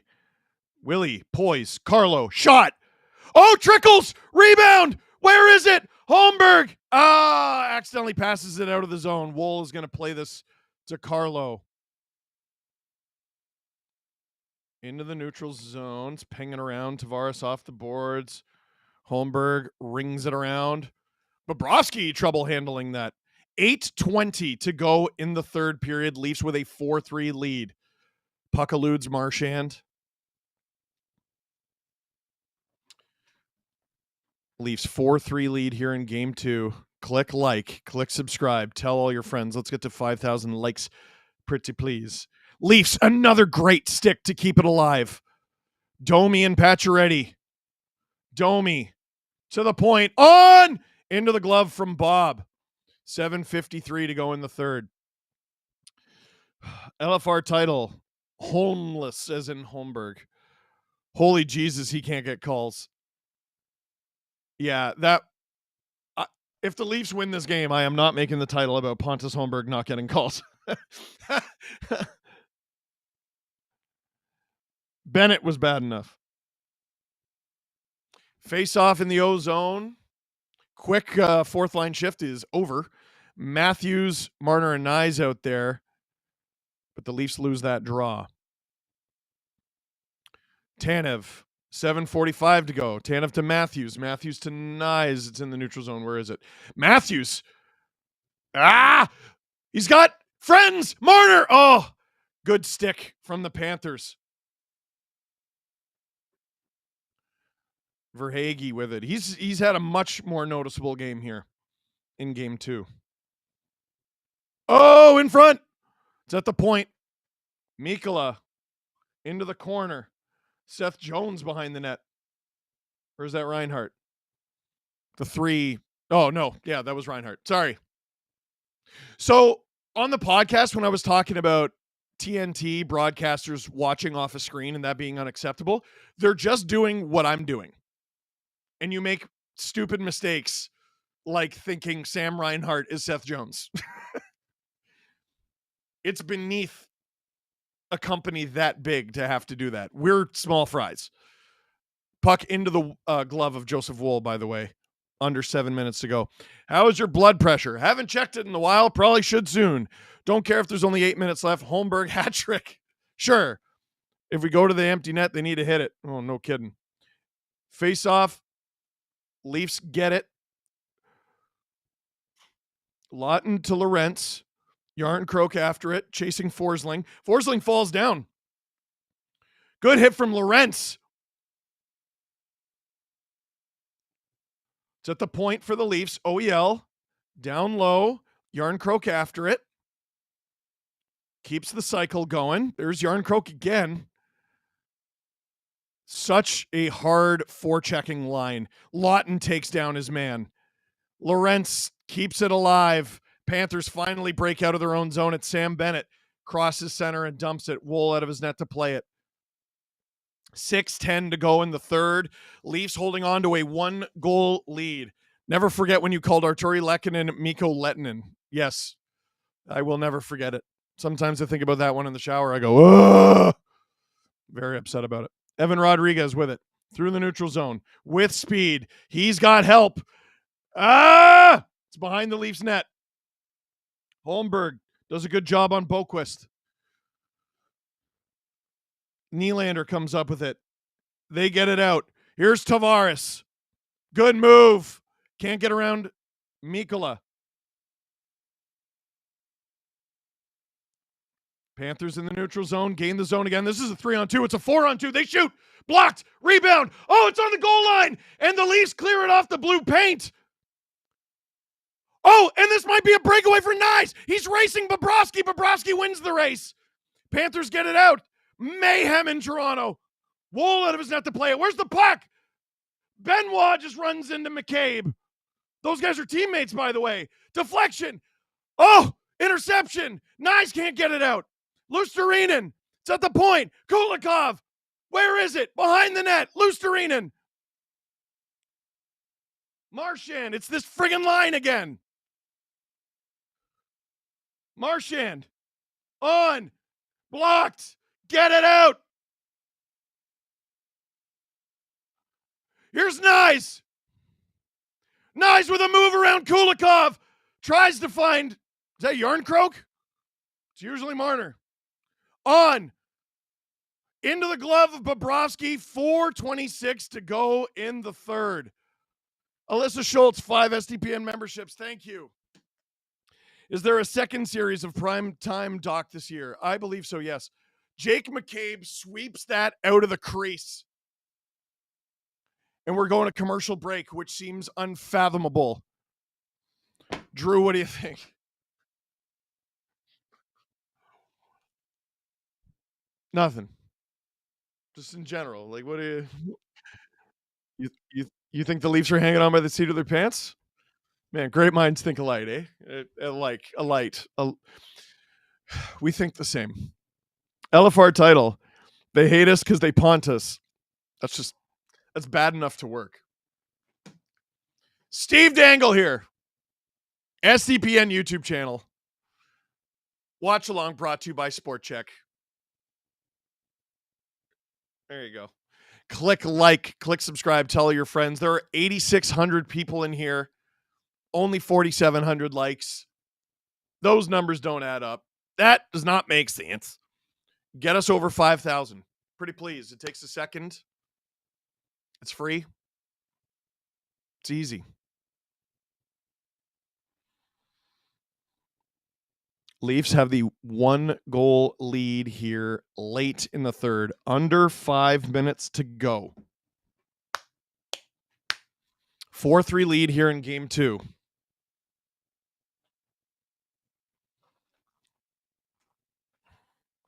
Mr. Shimony, welcome to STP VIP.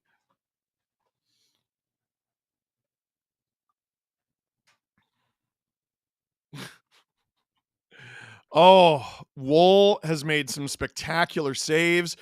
His D have made some spectacular blocks. They've shoveled it off the blue paint. They're showing it again. I know how it ends, and I still don't want to watch it again. They need to give Nyes whatever he wants times 8. I agree. The anxiety is real. I agree. Face-off in the Florida zone. 4:26 to go in the third. Block shots are 23-8 for the Leafs, according to Sportsnet. Patrick Rosado. Hey, Steve, it's Ace. How we feeling? We're feeling. We're definitely feeling. Matthews just trying to keep it in. Nyes bodies Barkov. Marner after Seth Jones. Seth Jones works it up the boards. Panthers attack 3-on-3. Barkov. It's behind the Leafs net as it has been so often. McCabe. Nyes. Can't get it out. Reinhart. Under 4 minutes to go here. Deflected. Not on. McCabe loses the puck. Barkov to Seth Jones. Marner attacking the point. On. Batted down. Jones. Barkov. On. It's wide. Panthers again behind the net. Reinhart. You got to be careful here. They pull Bob. It's going to be a problem. Stop by Woll. Matthews off the boards. Not out. Verhaeghe. Shot wide. Verhaeghe blocked. Get it out. Extra. Is that the extra attacker? Shot out. 3:10 to go in the third. No. Breathe, Steve. I don't know what air tastes like. I can't. Noah LaRock says Leafs are going to lose. Go Panthers. Why are people acting like Nyes is good, bro? Is a certified scrub. I got the punctuation wrong on bro. I'm frazzled. Steve, you're as cool as a cucumber. Oh, you bet. 3:10 to go in the third. I'm a bit surprised they haven't pulled Bob here. Like, all right, Lawton is out there. Wins the draw. Can the Leafs get it out? They do. Oh, but it's icing. 3:03 to go in the third. Did you think the music was a goal horn? I did. It's a. I'm surprised they haven't pulled Bob. Marner Magic and the Iron Wall. No, I like Brick Wall better. Lawton wins that draw. Carlo can't get it out. Yarncroke does. Icing again. 2:55 to go in the third. Bob's coming. Yeah, Bob's off. Oh, baby.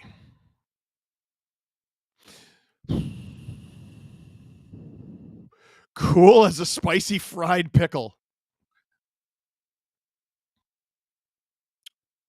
No timeout. Lawton doesn't win that one. Yarncroke after it. It's behind the net. Marchand. It's at the point. Panthers working it around well. That is wide. Off the dasher. Reinhart holds the line. Good stick from Lawton. Lawton. Tipped wide. Jones. Digging in the corner. Digging. Lorentz. Yeet. It's out. Line change. 2:15 to go in the third. It's a 4-3 Leaf lead. There's Matthew Tkachuk.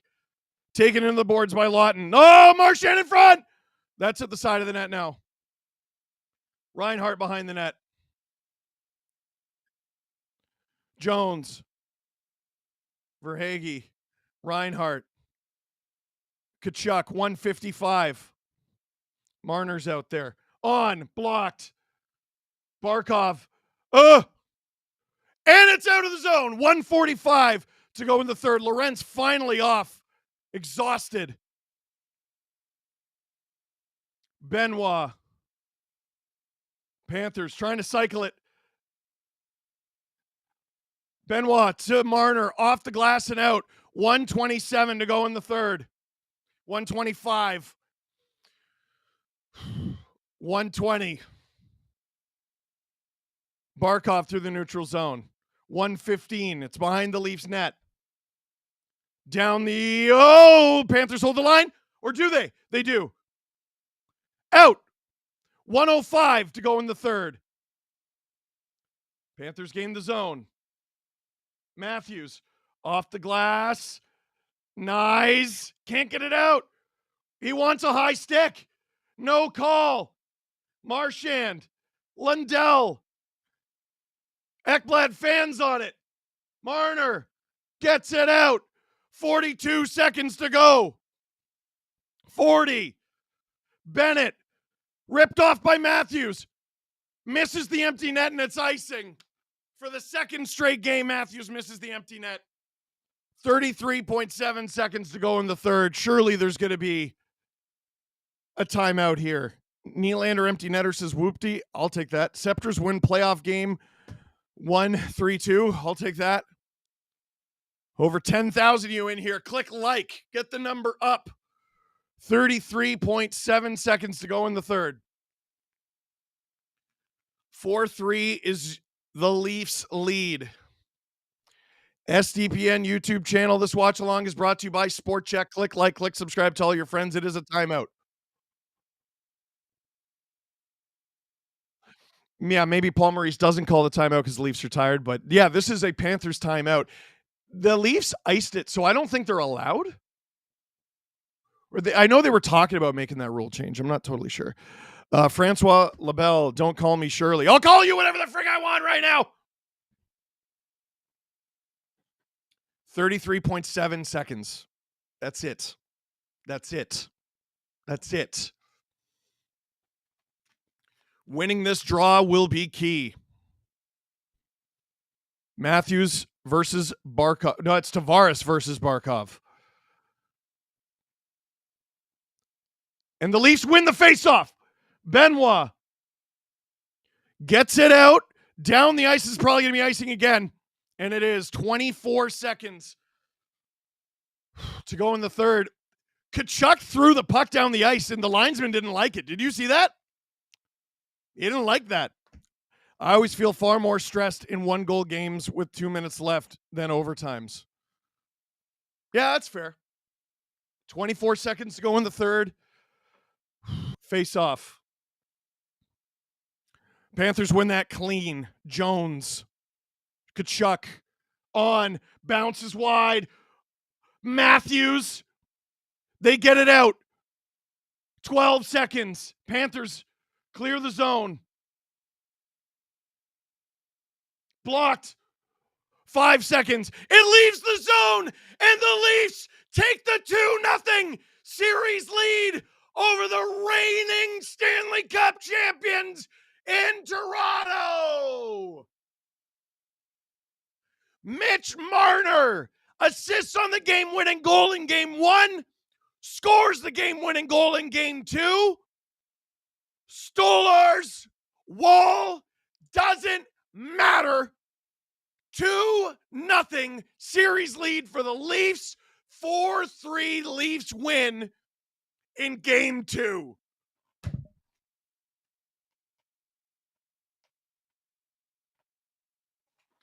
See you in Florida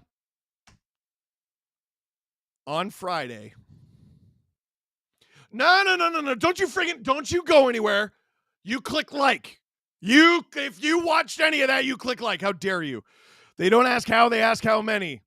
Wes Richard, 10 SDPN memberships. Thank you. Heather, 5 SDPN memberships. Thank you. We're not even halfway to the cup. Ha, ha, ha, ha. That is true. But guess what? The Leafs win 6 games in a playoff run for the first time in the 18 years that I've been doing LFR. I tell you what, Daddy Marner, has been doing his thing. Just don't pull an LA, please. Yeah, thanks. Angela, Steve, you get to do your 6th Leafs win LFR in the playoffs in one season. What a luxury. Thomas Cook, 5 SDPN memberships. Thank you. Are you in? I'm all the way friggin' in. That girl has a really nice phone case. LFR title, Panthermonium. That's not bad. Pacioretty scoring that goal and looking into the camera goes so hard. Belief! Gary Hall gets 5 SDPN memberships. Holv, serve, check, break, serve, not yet, Leafs in 4. You cool it. 2002 rematch, here we come. Oh, that would be the Hurricanes. Interesting. You friggin' deserve this, Steve. Thank you. But they're halfway there in this series. They have to win 2 out of the next 2 to 6 games. And those 2 will be the hardest. Wait, not 6, 2 to 5. I forgot how to count. Drew says, what's your guess on the deserve to win a meter? I'm going to say the Leafs win that 30% of the time. Close? 78% Florida to 22% Leafs. That's not a bad guess. Ice was tilted in Florida's favor at the end, which makes sense. I mean, they were the Panthers. One thing, they did outshoot the Leafs, but again, that was the whole Ottawa series. Who cares? Who cares? Is Nyes the best second-round pick in Leafs history? The fact I can't come up with an answer immediately says he's on the list. It's pronounced Woll. It's spelt Woll. It's recorded as Win. Rogue Leafer. Yo, Drew, screen cap that. That's sick. Every time I say yo, screen cap that, I always forget. But did Florida miss calling Bob Bobcat? I don't care what they call him. Call me sir. Keep Joseph Woll's name out your mouth. Don't ever talk about me or my son ever again. Jude Dempsey. Thank you. Now on to the Jets. Love you, Steve, chat, and mods. 2023, Florida, 10 goals in 5 games. 2025, Florida, 9 in 2. Oh, for the Leafs, you mean? I was like, wait. Oh, I'm playing hurt. Every one of those big coughs is like someone, it feels like someone's trying to wax my chest hair from the inside. What is your heart rate at? High. It's high. Time for another late night post W energy burn run. That's a great fitness plan. My hoodie is 6-0 when I wear it. It's on Twitter right now. Love that for you, John Whitaker. Wear it till it stinks. Screw it. Bennett sucks. Got puck luck. Nyes is a truck. Leafs in 4. One more question. Tickets for game 3 and 4 are $180 and up. Should I go? Maybe I get to see the Murray smirk in person. So here's my question, Hadoken. Is that American dollars or Canadian? Because that changes my answer significantly.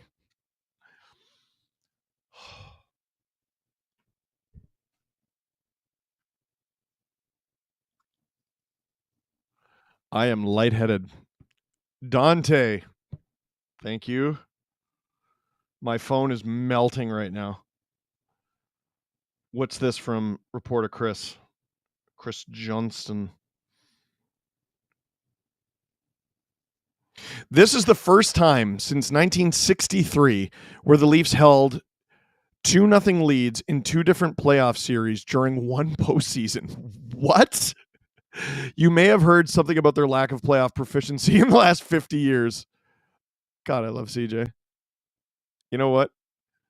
I am screen capping that. What do you think about the Rogers commercial that plays 1 million times a game? I don't pay attention to it because I'm streaming.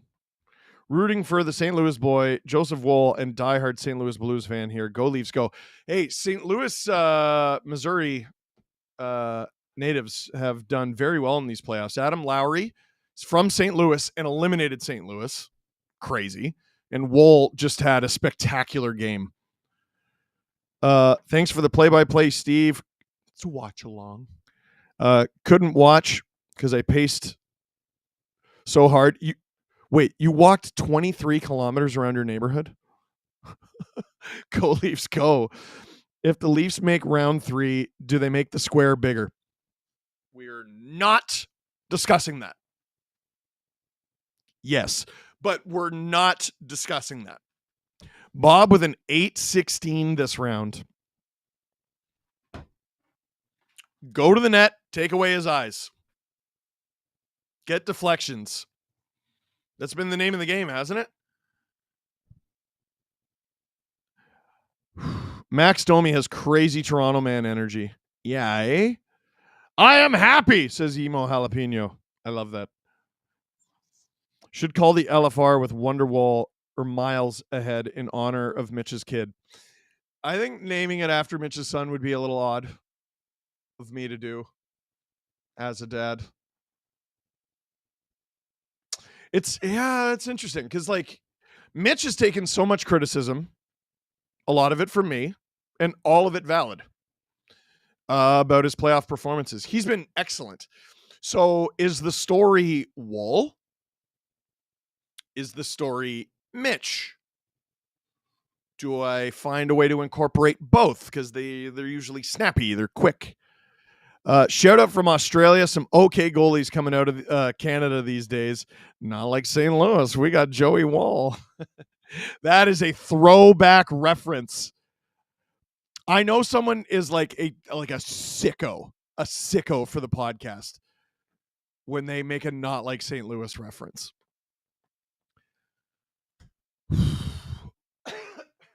Okay. I'm going to take a pill.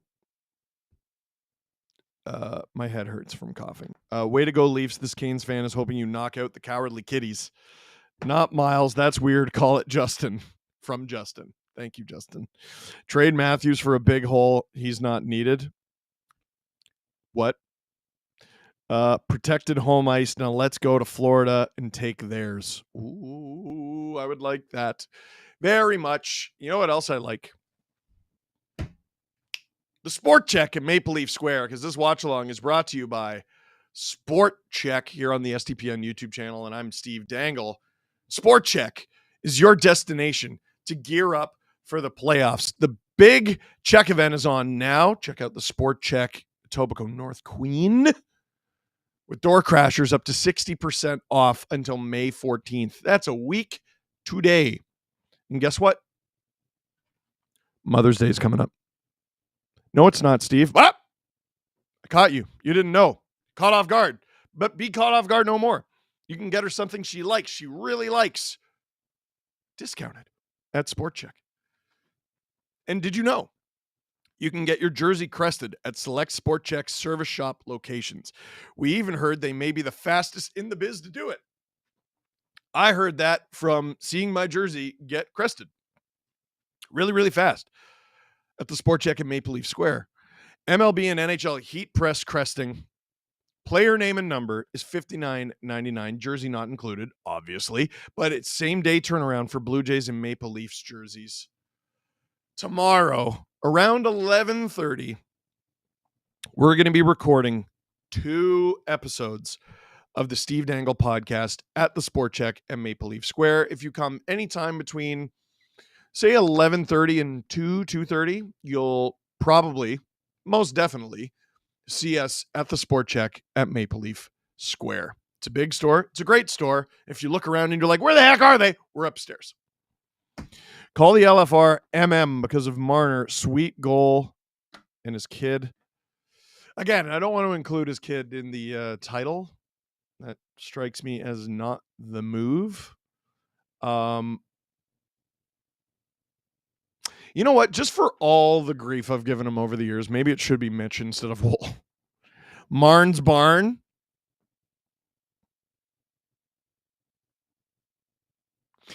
I want to say Marn's Barn is an LFR title from like the 16-17 season when he was a rookie. Maybe that's the early front runner. That's the early front runner. I'm sweat. Can you see how much I'm sweating? Like, holy crap. Drew, I think we're done here. I got to record 2 shows tomorrow. I got to do an LFR right now. Oh my God. I'm just going to be doing the podcast from a Magnadoodle tomorrow. Like, how am I supposed to have a voice? All right. Well, we'll figure it out like I always do. You know what? It's a good hurt. It's a good hurt. No complaints tonight. Drew, any final thoughts? No. That is a great thought, Drew. Leafs don't win this game in the past. But the great thing is that it's not the past. That is it for this watch along on the STPN YouTube channel brought to you by SportChek. Thank you very much for watching. Click like if you like this stream. Click subscribe if you really liked it. Tell all your friends. The Leafs lead by 2 in round 2 over the defending champs.